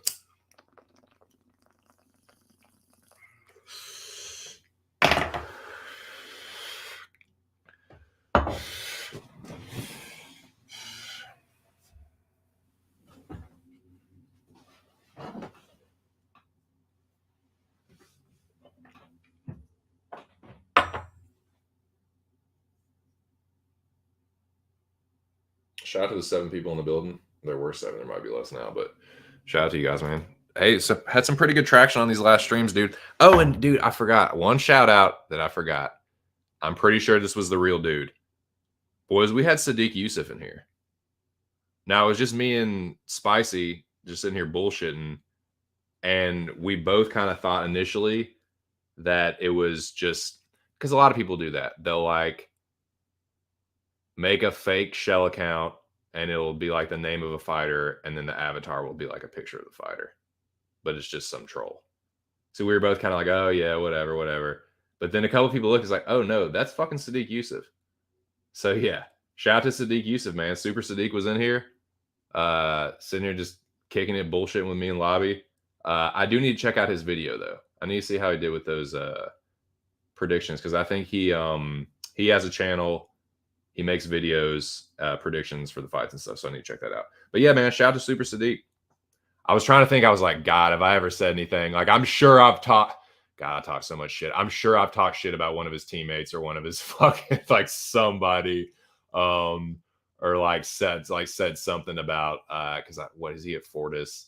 Yeah, I'm sure I've definitely criticized Fortis before, but nah, he was fucking cool and like respectful. So it was like, wait, he's not. Usually, if it's a troll, someone like a troll pretending to be a fighter, they just say a bunch of trollish shit. But he was just like, just being a normal dude and like being respectful and just like, no, it's me. Like one of my teammates fought that dude, and it's like, oh shit, that's the real guy. So yeah, shout out to Super Sadiq. Was cool as fuck. But yeah. Anyways, Jun Young Park will win that to me, in my opinion.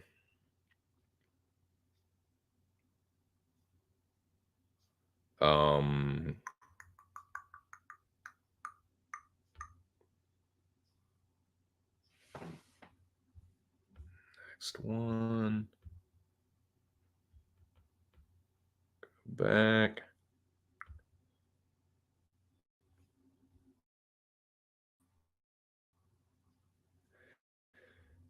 Oh God. Instant pass without even looking at the lines. Instantaneous pass. No fucking way. Jian Kim,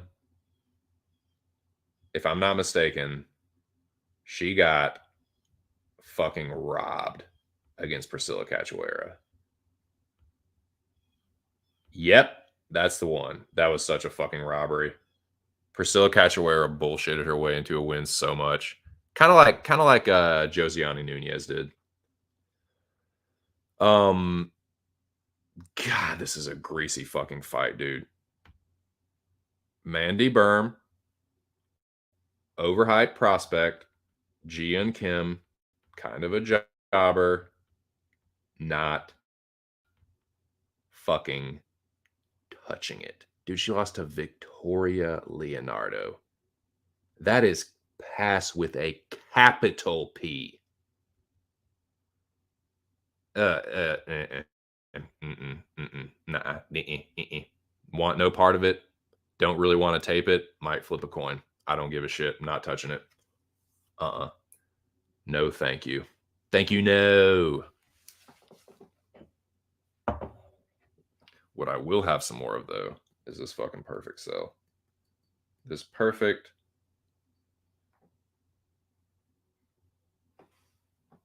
perfectly balanced hybrid perfect cell. A little bit of this, a little bit of that, a little bit of limonene, a little bit of myrcene, a little bit of fucking beta caryophyllene, beta caryophyllene. My way on those.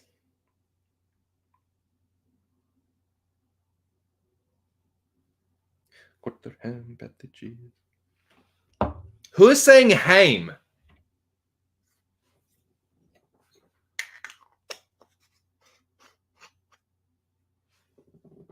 What y'all know about that, man? Y'all know about like Group X. That's before a lot of y'all's time. That's the true fucking prank phone call, fucking prankster shit. Fucking Group X. The Group X. I grew up on the fucking Group X and the Schwarzenegger prank phone calls. That's the original fucking smart ass shit. That and Jackass. That was my time.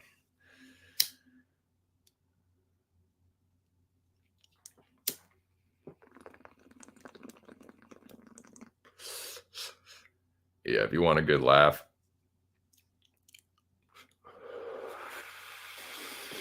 Some smart asses just fucking with an old lady that works at Waffle House. Look up Group X, Mr. Coke. Two Mr. Cokes. 2 Cokes. Mr. Coke. Anyways, man, let's I mean, what is there to say about Mandy Berm and Jian Kim? Am I really going to watch tape for that fucking fight? I think I will not. I think that is I think that's going to be a straight up coin flip fight because I don't want to. It's just either way, it's a waste of time to me. It's not important enough. It's one fight. I'll probably get it wrong anyway. I'm not. No, it's not worth it. It's not worth it. I'd rather put more tape study into getting 2 more fights right and just coin flip that one and save my fucking time because I don't care. It's too low level. They're both like, how can you pick someone in a fight in a world that lost to Victoria Leonardo? That is insane. And Jian Kim, she's fucking 9-6. It doesn't get much more Jabronito than that. Nadia, look at those wins, dude. She got to win over Duquini Draws. Got to win over fucking Nadia Costa. I mean, Jesus Christ of Nazareth, boys. How do you, man? Yeah, she has decent losses. The losses are definitely better for Jian Kim. Nah, dude, you couldn't pay me to fucking bet that fight, dude. You couldn't give me a free bet on that. I'd pass on that. Maybe that's amateur hour to y'all, but I'm not fucking betting on that dumb bullshit. You got me chopped, dude. I'll fucking lose my money elsewhere. Thank you very much.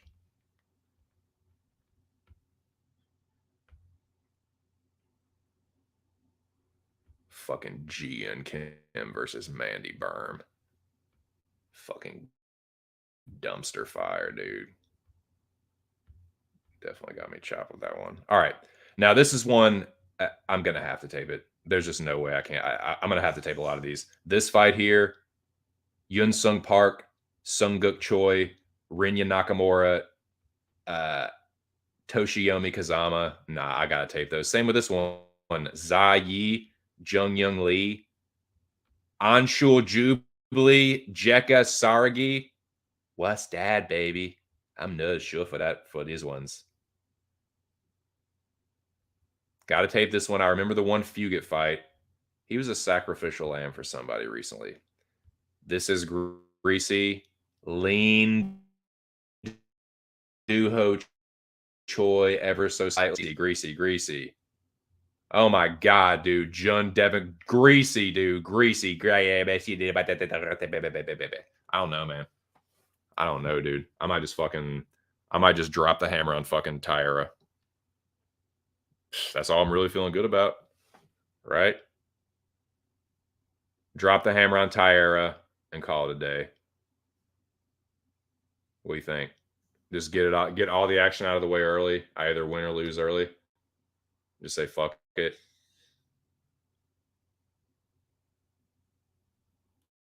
The rest is too greasy. Maybe if I do some tape and one of these guys, shout out to Stubborn Mick. I know he's on Jekka. I'm gonna tape that one with an open mind and try not to do confirmation bias. Maybe if Jekka sticks out to me, I'll put a little flyer on that. But dude, shout out to Stubborn Mick, man. I don't know if he has I don't think he has a YouTube channel, but he's a fucking Arkandome regular, and he fucking killed it this past weekend. So sorry, I'm not trying to embarrass you, dude, but you gotta, I don't know, you gotta flex that, in my opinion. Dude fucking killed it. A lot of people did, man.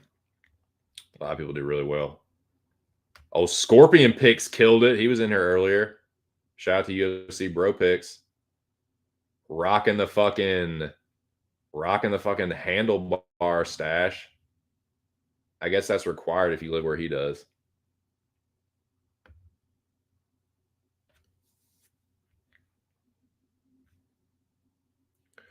Let's see. I don't even know what I'm doing. I'm so fucking gone off this fucking perfect cell, dude. 3 fucking transformations into this perfect cell.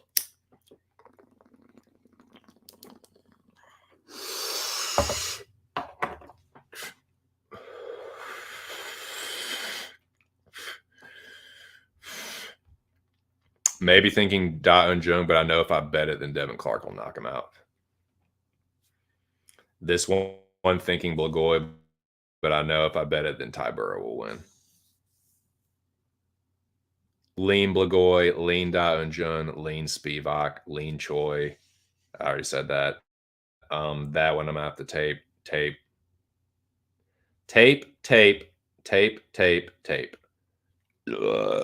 Excuse me. That was disgusting. Coin flip. Park. Yes. This might be the one. The opener. Just hammer Tyra. Just keep all the action on Tyra. He's, dude, that is a sacrificial lamb if I've ever seen one. Got choked by some job. Nah, Tyra's gonna he's gonna put on for the desert. And that's just kind of what I'm thinking.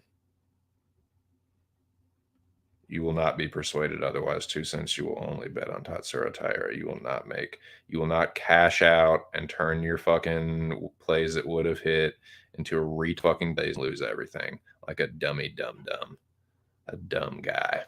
You will not do that. But that's kind of what I'm thinking. Chad, yeah, what's up, dude? Have you had a chance to look at this Vegas 68? Also, what did you think about UFC 283? Did you do well this weekend? If you gambled, did you do well? If you make predictions, did you do well? What's going on, man? Hope you're doing well today.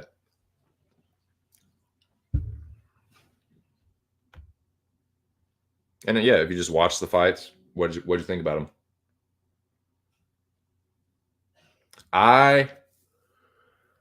Yeah, dude, I'm just thinking this one I just might just drop the fucking. I've only dropped the hammer a couple times, dude, but when I've done it, it's worked.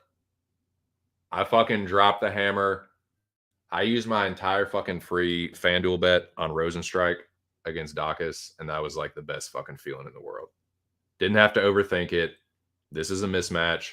Rosenstrike's gonna chin him. It was just a Rosenstrike money line. Easiest $100 I've ever made. But yeah, I'm thinking about Tyra, man. That sticks out to me. I'll tape Aguilar just to dot my T's and cross my I's. Yeah. Nah, man. Dot my I's and cross my T's just for posterity's sake. But I'm thinking Tyra is gonna fucking choke this dude. So that's what I might do. I might just boom, just drop the hammer on that motherfucker. We'll see. But I got 2 weeks to think about it. 2 weeks to think about it and to be a pussy and fucking back out. Yeah, maybe I should fucking hedge with some other stuff, and then it won't hit. Or Tyra will hit, and it'll be the only bet. It'll keep me from getting reverse swept. But nah, man, I think I might just drop the hammer on that. We'll see. We'll fucking see, man. Like I said, lean Spivak, lean Da, lean Blagoy, lean Choi. But it's greasy. Too greasy for me. Will not be betting any of those. Like I said, shout out to Stubborn Mick. I may take a check. I have to see, man. We'll have to have a look see.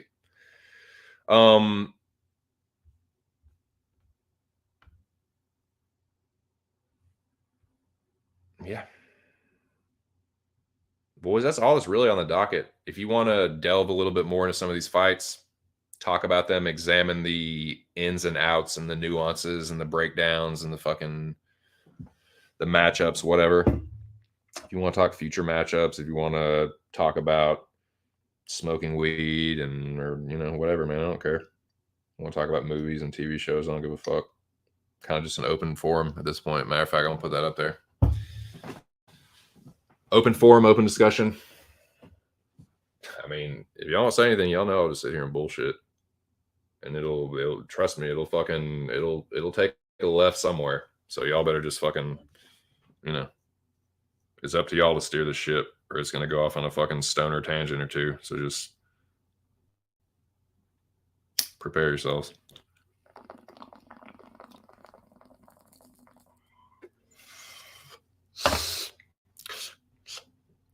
I swear to God, I see a comment. If I go back to this comment and it is Lobby making some fucking wisecrack about Kraus or fucking cocksuck of the night, I don't know what I'm going to do. I just don't know what I'm going to do. We'll see. We'll see how this goes. We'll see what this is. But I have a feeling. I have a feeling that this is Lobby making some kind of smart aleck remark. Nope, it wasn't. Can't cash it, boys. What are you smoking? What y'all smoking on?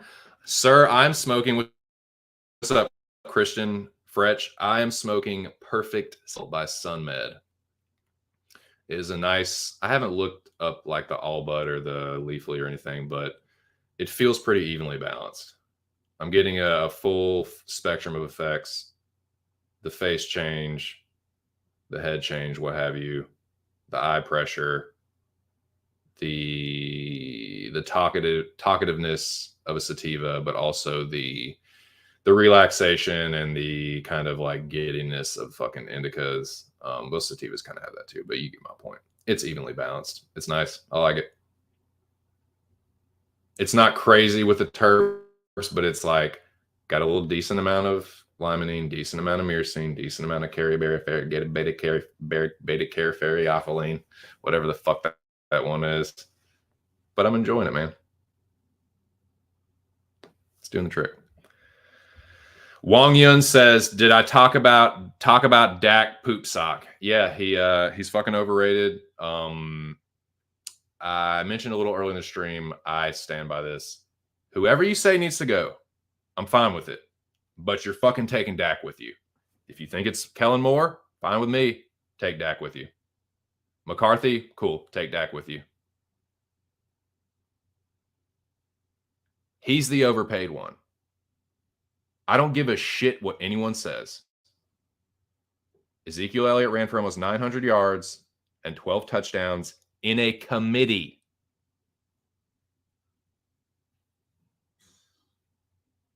He scored a touchdown in like each of the last 3 games, if I'm not mistaken. Maybe not this last one. Could be totally wrong about that. But no, man, I've been seeing fucking Zeke run his fucking ass off all year. The defense played their fucking asses off in that game. DeMarcus Lawrence and Leighton Vander Esch both had really good games. Like I said, Dak threw a fucking pick that put them in the red zone instantly, and our defense held him to a fucking field goal. So I don't want to hear about the fucking defense, man. Like I said, and it wasn't just the turnovers. Missing wide open receivers. I understand that he was under pressure. I get that. Our offensive line is really overrated. You want to be objective and fucking cast blame all around. This is the only blame I can cast. Kellen Moore, we all already know that Kellen Moore makes retard fuck plays and ridiculous formations. We know this. People have been calling for Kellen Moore's head for a while. I think that Kellen Moore has been used as a scapegoat or a smokescreen for Dak Prescott's poor performances, because a lot of times that is the first person they point to. When Dak has a bad game, oh, it's Kellen Moore. We got to get rid of Kellen Moore. Fine. I don't think he's that great. I think he's an overrated, and I think a lot of times our talent and our playmakers are a smokescreen for him. We'll have what the fuck is this formation? But we'll somehow get a first down. And so it justifies it. But it's no, I'm with you. I'm not saying Kellen Moore doesn't deserve to get the boot. But you're fucking taking the tire and you putting it around Dak Prescott and you're taking him with you. I'm not saying he's trash. He's a better than average quarterback. He's fucking overpaid and he chokes when the lights shine brightest. He's fucking Matt Ryan. Same with Josh Allen, dude. It's not just Dak Prescott. Josh Allen's a fucking choke artist. I've been saying this for years. And everyone's like, oh, you're crazy. Fucking Bills hater, bro. Fucking Cowboys fan. Bills hater. You can't.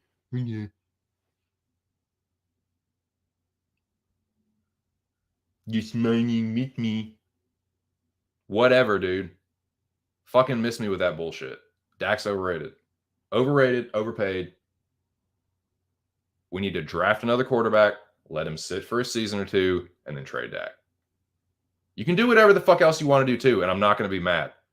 You want to get rid of Kellen Moore? You want to get rid of Mike McCarthy? Fine. But you need to do something about Dak Prescott. Because okay, you can say, well, who else are we going to get? You draft a fucking stud. You draft a ball player. Seriously, though, you draft a fucking kick-ass quarterback out of fucking college, and you let him sit for a season or 2 whenever Dak's fucking contract is up. I'm not saying you eat the contract right now. I'm saying you let him play it out and you trade him.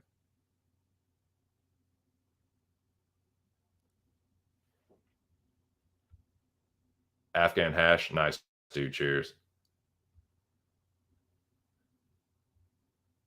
Sucks, dude. I'm pissed. I don't want it to be the case. I like Dak as a person, but he has the same fucking dumbass deer in the headlights look all the time. Sometimes he gets pissed, yeah, but it's dude, you're not showing you're trying to not show emotion, and you just look like you don't know what the fuck to even do with yourself. Just stunned, like frozen, just stunned. Just it's what someone does when they choke, man. I'm not saying that I've never, dude. I've had to play music in front of people. I've had to do belt tests in front of people. Like I've been in some pressure filled situations. I've been in fucking plays before. I've had to speak in front of people before. Like I had to speak in meetings before with my fucking nothing but fucking higher ups. Like I've been in pressure filled situations. I'm not saying I've always fucking killed it. But that is that look of someone that's choking. I'm not saying I haven't choked in fucking when I was playing sports or when I've had fucking belt tests or in tournaments. I'm not saying that I've never choked before, but I know that fucking look. I've probably had that look before. That's a fucking person that's choking. It ain't $40 million worth of it either. It ain't no, it is, dude. It is. It's the fucking deer in the headlights look. When he's looking back up at the replay, it's just, I'm about to get slammed by an 18-wheeler and be fucking roadkill on the side of some East Coast highway. Dude, there are so many fucking deer on the East Coast. It ain't even funny, dude.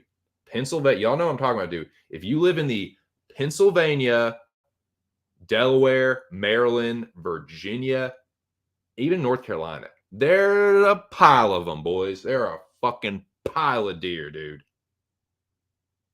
I've hit them. Plenty. I hit a bunch of deer, dude. They're a fucking nuisance in Virginia. They're pretty bad up here, too, man. The rut, they aren't as bad in the rut in like October, but there's still a pile of them, dude. But they hunt the living shit out of a dude. And you drive down, going towards Ocean City, dude. It ain't nothing but deer stands, dude. There's a deer blind here and a deer blind there and a deer blind fucking everywhere. Seriously. But like, you know, y'all know the look I'm talking about. Deer in the fucking headlights. That's Dak. He's better than average. Yeah, he's a big dude, and when he runs at good times, but the decisions he makes with the passing, I think, man, I'm not even trying to make excuses to the dude. I just think his thumb won't right. I think his thumb never got right. Because you look at some of these passes, they're just little fucking pussy ass passes. They ain't got no fucking pepper on them, dude. Just little dinkers, just little throwing behind guys. He's not accurate. He's not fucking accurate. That's what it is. That's what it is. He is not accurate with the football, and he does not make good decisions. I'm sorry. He just doesn't. He's missing wide open receivers, overthrowing guys, underthrowing guys, throwing. That one wasn't his fault. Bullshit. He fucking threw it behind him. Dude, he threw two. Man, dude, it is unbelievable, man. It's unbelievable. I'm sick of the excuses. He is a fucking. Is he a bust? He's pretty close. He's definitely overrated, man. He's definitely overrated. And I don't think we're ever going to get anywhere with him. I think we need to start looking ahead.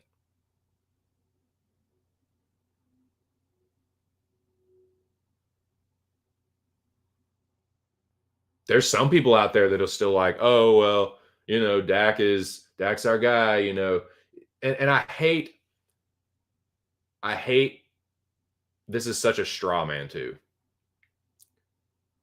When people say that you're not a true fan when you criticize Dak. Like, no, I want the team to win. I don't give a fuck how Dak plays as long as we win, but we don't fucking win when he plays like shit. We do not win when the motherfucker plays like shit. And he plays like shit too many times in big game situations. I'm sick of it. You'll blame it on everyone else but Prescott, man. Kellen Moore, Mike McCarthy, Ezekiel Elliott. Oh, it's the O-line. It's the defense. It's the secondary. The secondary does suck. The O-line is way overrated. I'll give you those. Kellen Moore, ridiculous. He needs to go. Take Dak with you. Let Dak play out his contract and fucking trade him. You tell me. That's what I'm saying. That's what I'm saying, dude. That's exactly what I'm saying. You let him play out his contract and then you trade him. You can't eat it at this point. I mean, they're talking about getting rid of Zeke.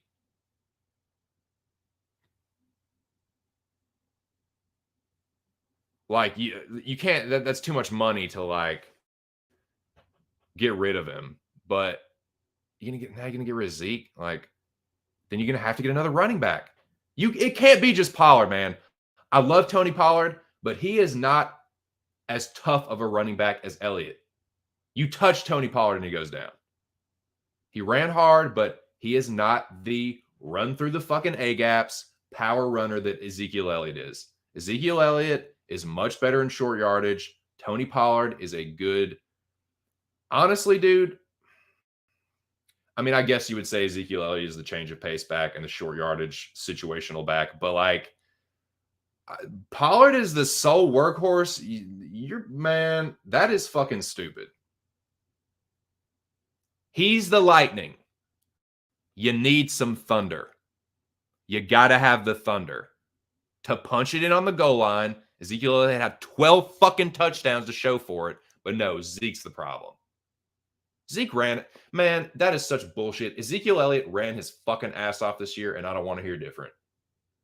Ezekiel Elliott ran his fucking ass off. You're talking about a clear two-back fucking running back committee. Ezekiel Elliott almost got 900 yards and 12 fucking touchdowns. I don't want to fucking hear it.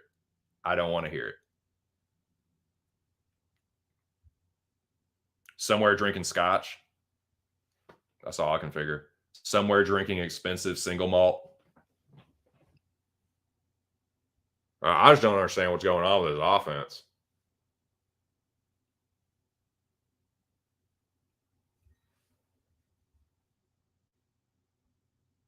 Looking at his rings on his fat fingers.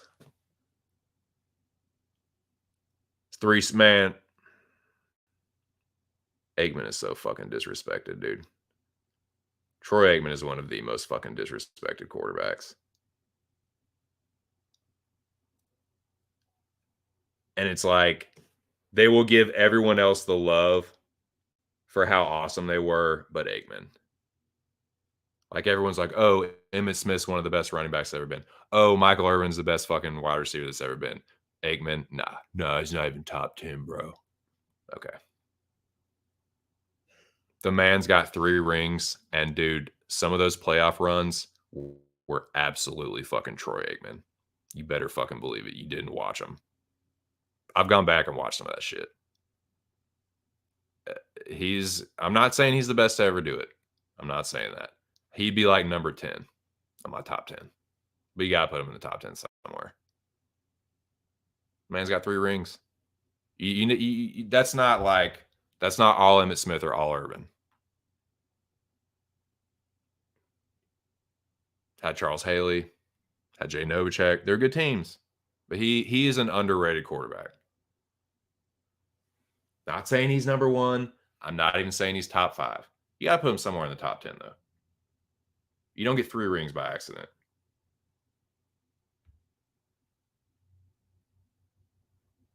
Crazy, man. It's wild. Nice. Yeah, dude, I was saying, Lobby, my parents used to throw Super Bowl parties back in the day. So, yeah, I remember it like it's, not saying it's my first memories or anything, but like, yeah, I was young, dude. 10, 11. CLC 95 was the last time. I remember that shit when we beat the Steelers. Beat the Bills twice and the Steelers. One of the games with the Bills, we beat the fucking shit out of them. I was rooting for the Bills, man. That's who I wanted to go all the way in the AFC. That's who I was hoping it would be. Like my fantasy, like storybook ending playoff run was like We beat San Francisco. Philly beats the Giants. We play Philly for the championship, beat them. The Bills make it to the fucking Super Bowl, and then we beat the Bills again for like the third time in the Super Bowl. But yeah, I'm telling you, dude, I've been telling people Josh Allen's a choke artist, and they don't even be fucking believing me, dude. What do you gotta fucking say now? Huh? What you gotta say now? You don't get a better scenario. I don't give a fuck if it's cold and snowy in Cincinnati. It ain't cold and snowy like no fucking Buffalo.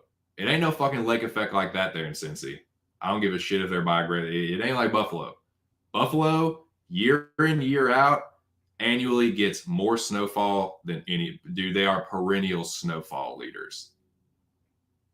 That could not have been more of a home game favorable scenario for Buffalo, and Josh Allen choked. Dak Prescott choked. That's all there is to it. Purdy didn't even play that good. We were all over that motherfucker. We were knocking his dick in the dirt, dude. Just no fucking offense. Missing open receivers, throwing fucking picks. And then you got Kellen Moore with these retard fuck formations. That ain't helping. Secondary giving up 3rd and fucking 12s. That ain't fucking helping neither. Just getting it from all sides, man. Fuck are you gonna do?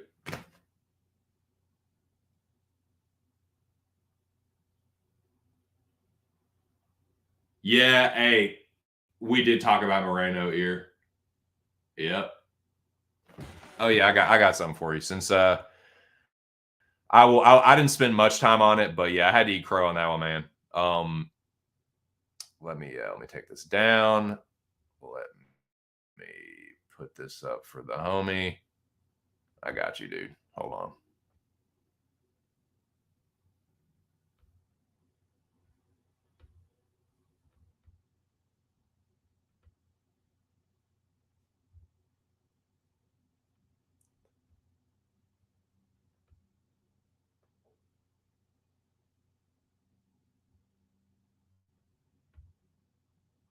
Yep. It's a legal punch. It's one of the differences between MMA and boxing. Shit like that can happen. Legal. I'm guessing that, like, if you kind of look at it, let's see. The tape is hitting the bridge. The top of the tape is hitting like the inside of the top of his nose. That's the top of the tape, right? That's what it looks like. Because the tape isn't even hitting his eye. The top of the tape on Moreno's glove is hitting like the inside of Figueiredo's nose on the right side, right? So you got to figure that if that's where his tape is, now think about that's going to be about where the top of his wrist is, right? You think about where the knuckle of his thumb is. I think the knuckle of his thumb broke his orbital bone. In your face, dude, like fucking like what is it, I love you man style, just fucking throws it in your face. Dude, you know what I need to do? I need to get a fucking suck it avatar. Suck it, suck it, suck it, suck it, suck it, suck it, suck it, suck it, suck it. Yeah. Suck that 2 cents, suck it, suck it, suck it, suck it, suck it. Yep. Nah, you can do it. You can bust chops, dude. Nah, you can clown me on that one, man. Should have known better. But I'm just too hard-headed. I can't claim ignorance, man. I'm just fucking hard-headed, dude.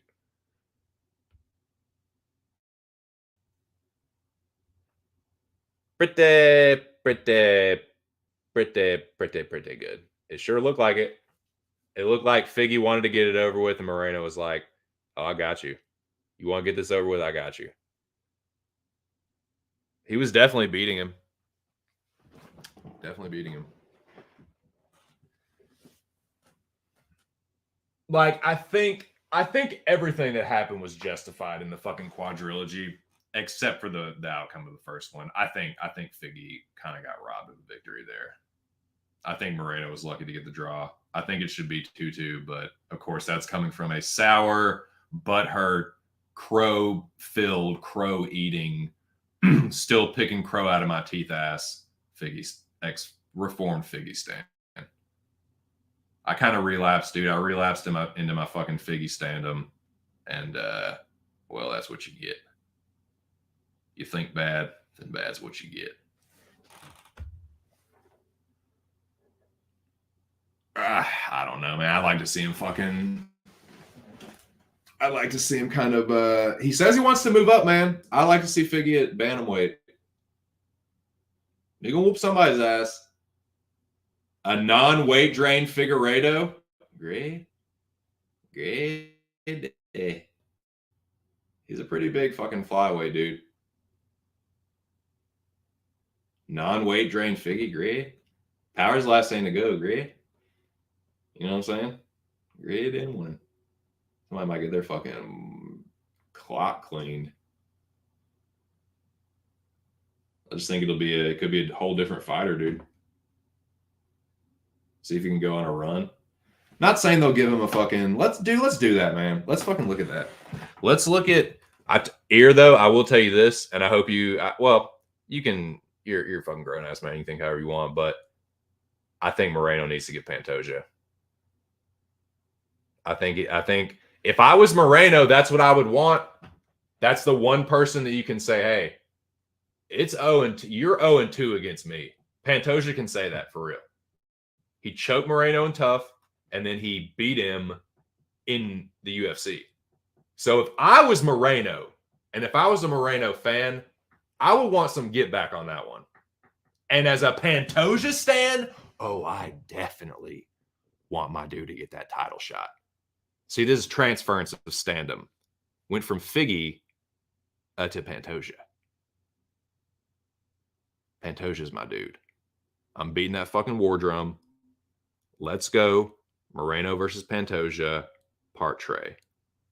What do you think? What do you think? I'm just saying, dude. I need to give my dude his fucking title shot.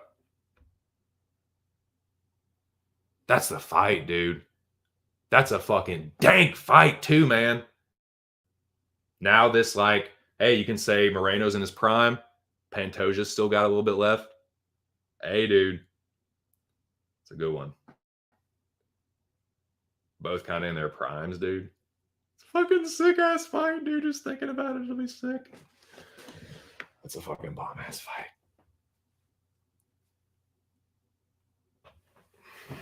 So, yeah, I'll definitely be campaigning for that. It'll be fucking awesome.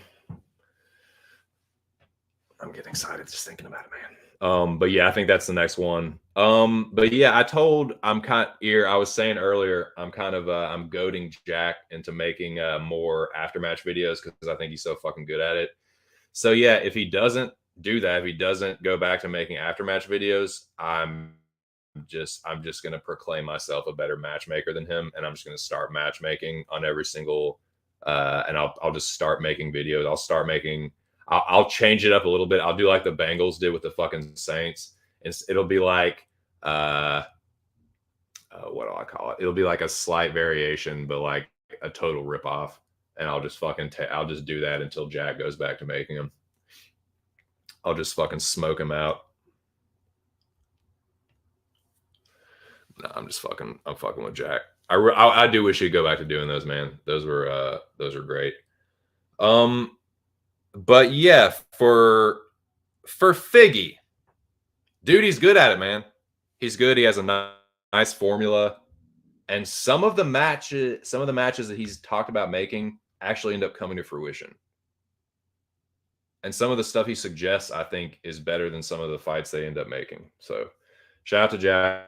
I'm just having a little fun, but yeah, since we're just kind of bullshitting here, let's look at that. Let's have a look at that. Let me pull up ranking MMA. See what's next. Let's just say hypothetically, Figueiredo does what he said he's going to do and moves up to bantamweight. I think that's smart. That it is just, he looks sickly, man. He doesn't look that much better than Dillashaw did. It's not your weight class, dude. You're a bantamweight. He got the belt. He got the belt back. He was a 2-time champion. Your career at flyweight is done, my friend. You're killing yourself.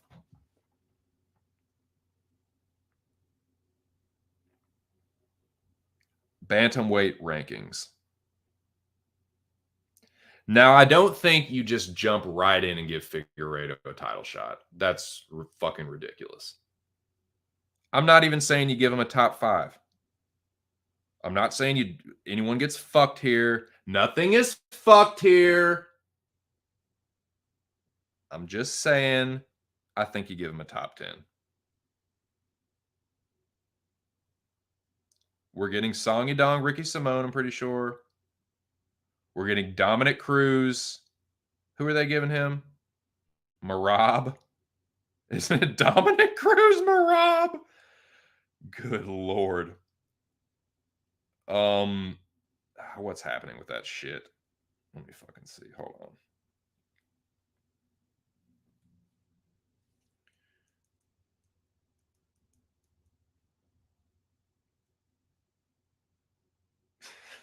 So ridiculous. Okay. No, Jan's fighting Merab. I'm sorry.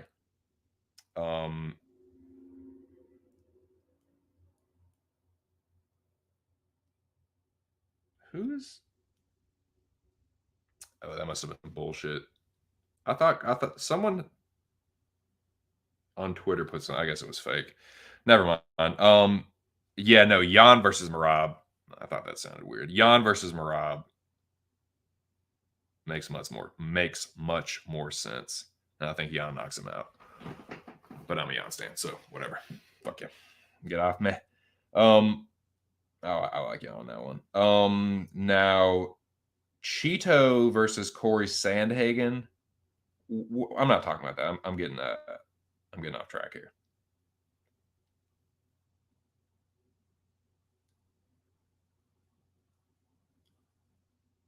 How about this?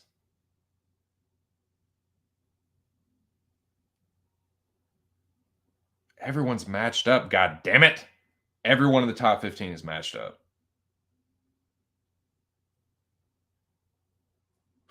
Jesus Christ. Jack Shore facing Makwan. Saeed facing Jonathan Martinez. Yanez fighting Rob Font. Gutierrez fighting Munoz. Umar doesn't have a fight. What y'all think about Figgy versus Umar?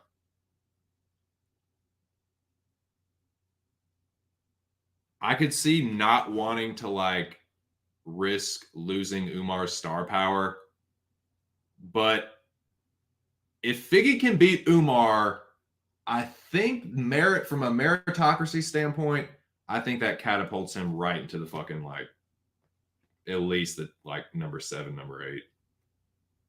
But it's going to be a lot of shaking up because a lot of the top 15 is fighting a lot of the top 10. So it's like, where would you slot him? But I think you give him a top 15, man. If you give him anyone outside the top 15, he's going to fucking crush them. But if you really want to see what's up with him and like if he's like ready to go on a title run, I mean, he's still 35. That's not like, it's definitely old. For the lower weight classes, I'm not saying it's not old, but it's not like he's 38 or anything. I think you could potentially make a run at bantamweight, but you got to give him a test. You're not going to learn anything giving him anyone in the top 30. I think Figueiredo has at least earned an instant like ranked opponent at bantamweight, being the former champion, 2-time champion. But yeah, I don't know. That's just me. You know what I mean? It's like you don't want to kill Umar's star power, but I don't know if you necessarily kill it. I think it's more like, oh, Figueiredo is still legit. Like, you're talking about a former champion. Like, losing to that guy is not like, oh, fucking Umar sucks, dude. Like, nah.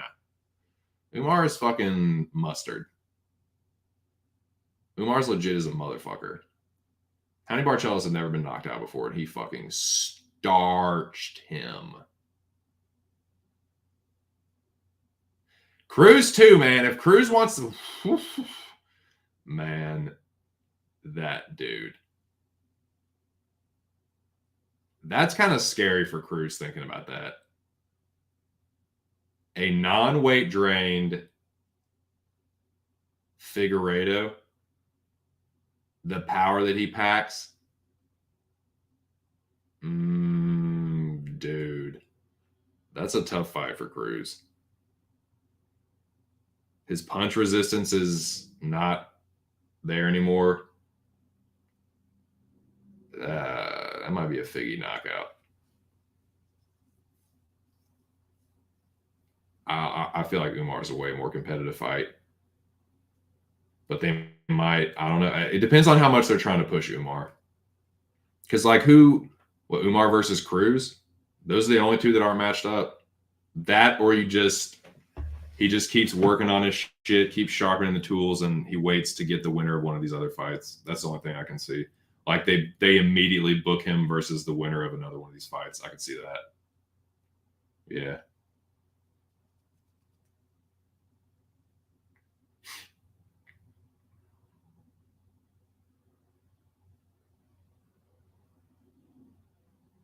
But yeah, that's pretty much what I think on that. But yeah, I think you got to make Moreno Pantoja next.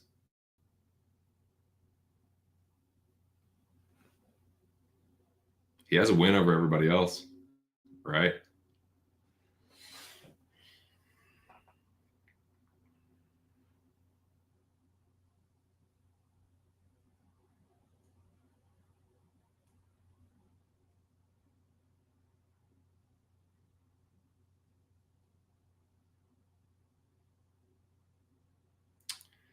Yeah, he has the split draw versus Askar. I thought Brandon won that fight, though. Yeah, he's beat everybody else. Beat Kai Kara-France twice. I'm sorry, that's bullshit. That was bullshit to give Kai Kara-France the interim title shot. That should have gone to Pantoja.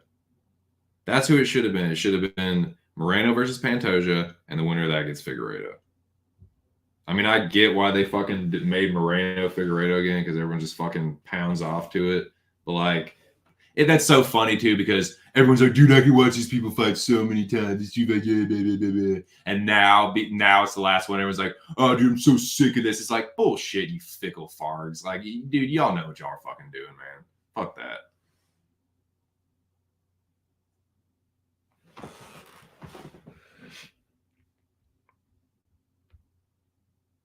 Winner of Said Martinez for Figgy. Hey, dude, I like him in both of those matchups. I just like to see Figueiredo not so fucking weight drained, where he's like, I still think that power is going nowhere. I think without that crazy weight cut, he'll be healthier. The cardio will be a little better. He'll be stronger. Might get to see a little bit more of the jiu-jitsu. If things get crazy on the feet, we see a jiu-jitsu. I just want to see a non-compromised version of this dude. He's very talented and powerful. Like, he's a hell of a talent, but he's just compromised at 125. But yeah.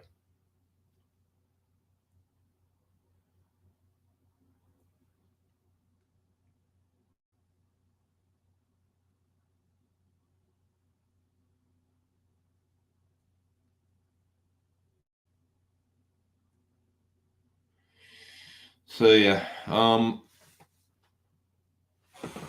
take this banner down.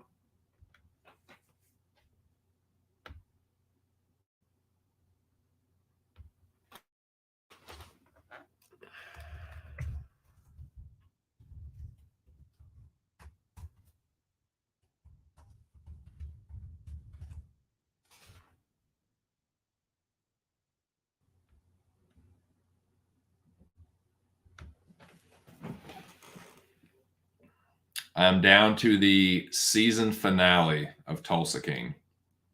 It's been really fucking good, dude. So much better than I thought it would be.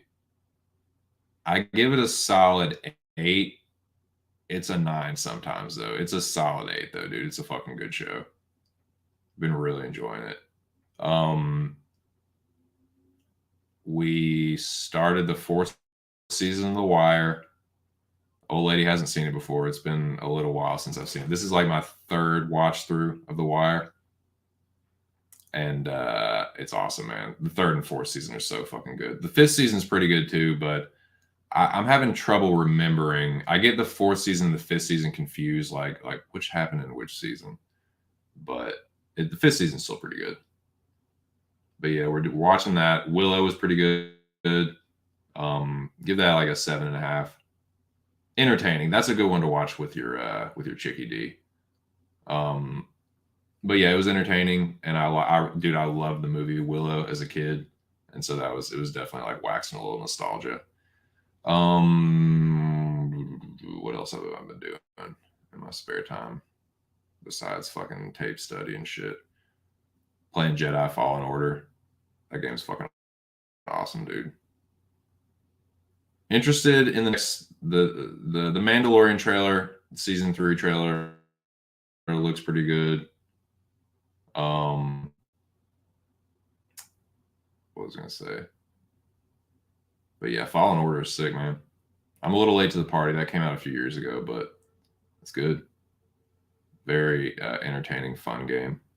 Kind of like Uncharted and The Witcher mixed together, but Jedi, fucking Star Wars style.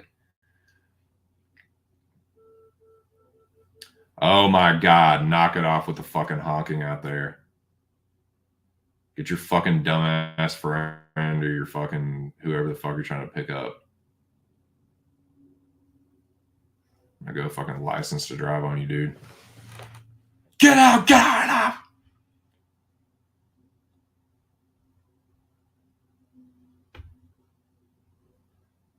Yeah, that's a good fight. I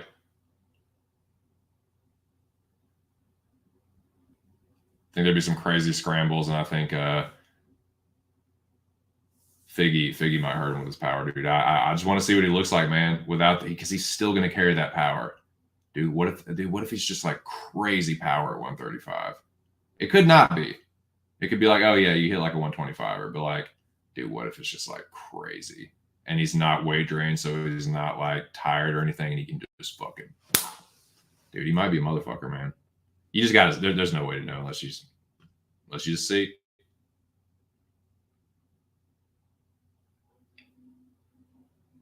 He's gonna fuck somebody up though. He might not end up being champion.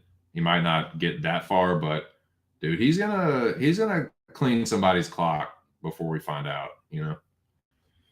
So yeah, some fucking light in this dungeon, dude.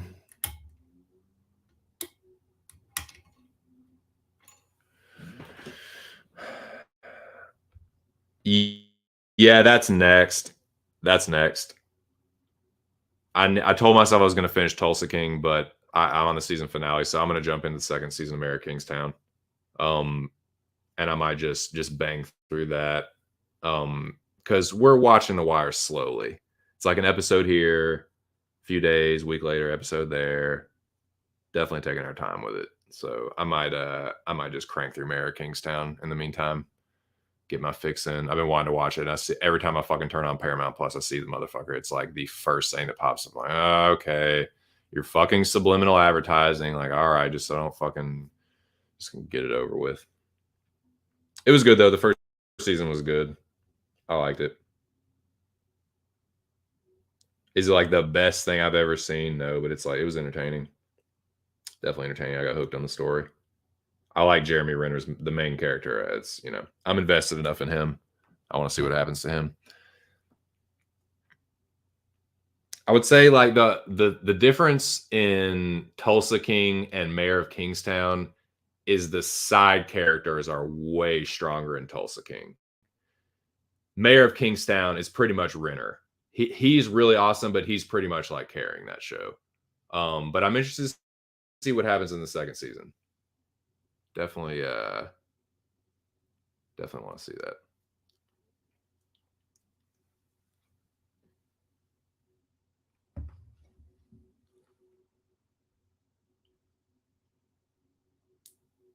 So yeah, I don't know. I might wrap this one up, boys.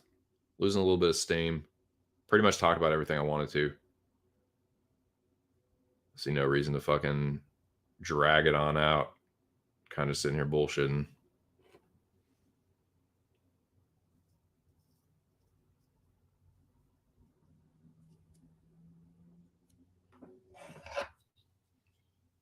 Might play some fucking Fallen Order.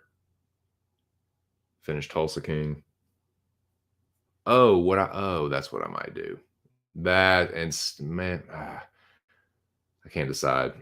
I'm either going to start 1923 or Mayor of Kingstown next. It'll be one of those two. Because I did finish 1883. It was fucking incredible. It was really sad though. Good quality TV. And my brother, who's obsessed with all that shit, all the fucking Yellowstone shit, he said 1923 is really fucking good. So I'm pumped about it. I'm gonna watch that shit. So it's either gonna be one of those next. It's gonna be Mayor Kingstown or 1923.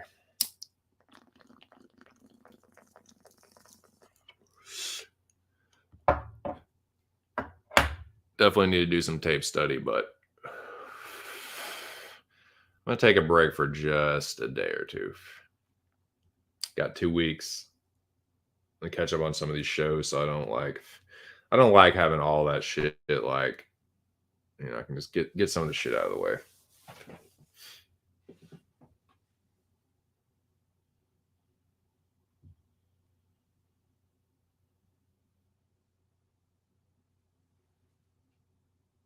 Yep. Yep. I think it's time. I think it is time. Good stream today, though. Overall, way better traffic. Shout out to everyone that came through. There were 11 people in here 2 different times, I think, and there were definitely 10 people in here more than once. So shout out to you guys. Appreciate all the support. I hope y'all have a good one, dude. Best of luck with all your tape study. I do believe Artur Beterbiev is defending his. I think he's the unified champion. Yeah, he has the WBC and the. I think, or is Bivol the unified champion? I can't remember. Let's see. Artur Beterbiev. Before I talk out of my ass completely.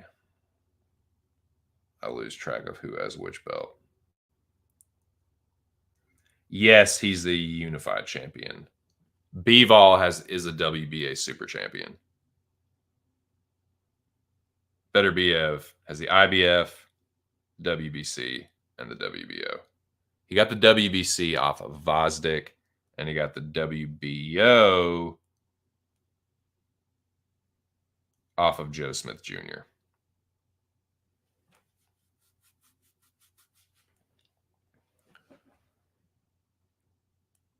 And he knocked out Enrico Curling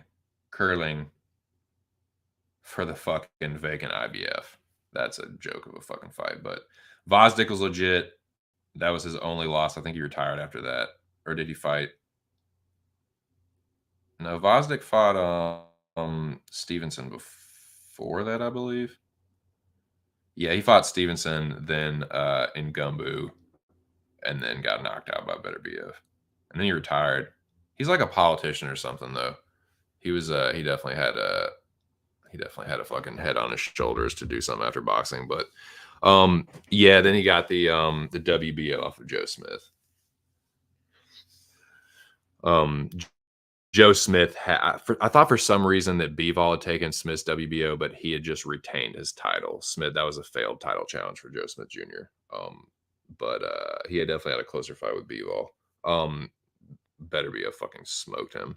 But Yard, I think he beats Yard.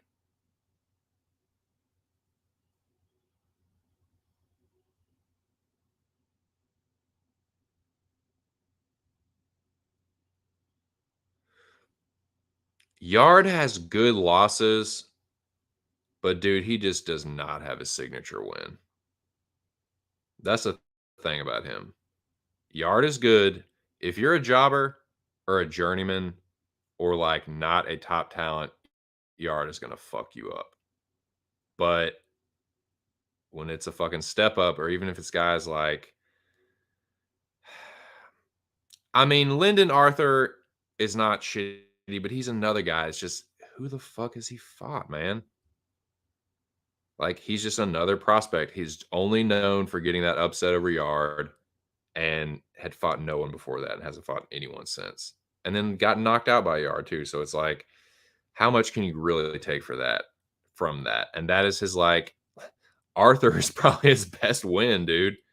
I mean, Kovalev, he fought well in that fight, but he got knocked out. Like, that's a good loss. But I think Beterbiev is on it. Like, it's heavyweight, light heavyweight. So that's pretty close. Thing can happen. You know, it's heavyweight boxing, bro. Anything can happen. Like, light heavyweight is not too far from that. It's like 2 weight classes down from heavyweight. But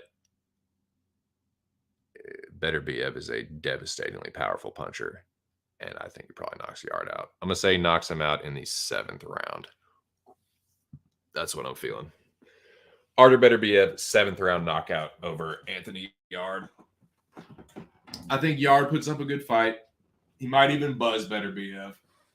But I think come around the midway point of the fight, Yard starts to slow down a little bit, and Beterbiev just hauls off and chins him.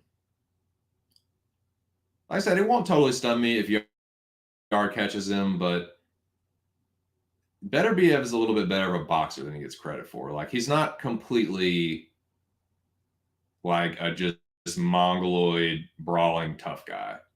He's very powerful, but like, he's a pretty decent boxer too. Underrated boxer. So I think he's just a class above Yard, and I think he probably knocks him out. But I'll give Yard a little respect and say it doesn't happen early. It'll probably be like round 7, round 8, something like that. I'll say round 7 though for official prediction. Hear that, lobby? You can hold me to that. Beterbiev 7th round knockout. Your boy ain't too bad with a fucking boxing knockout prediction round thing. I was pretty good with that last year, dude. Pretty good. Couple of them I hit the exact round.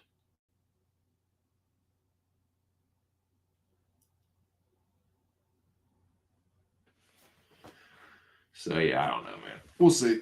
We'll see what happens. But yeah, that's coming up this weekend. Just gonna be watching some TV shows, doing a little tape study, chilling.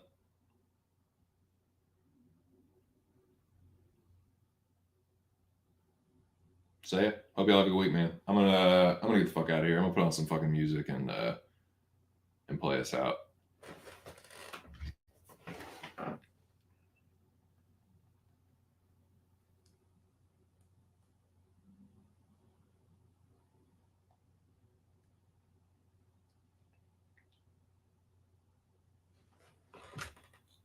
I'm gonna wet my whistle real quick.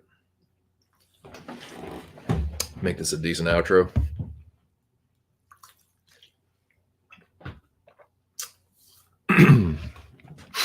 Excuse me.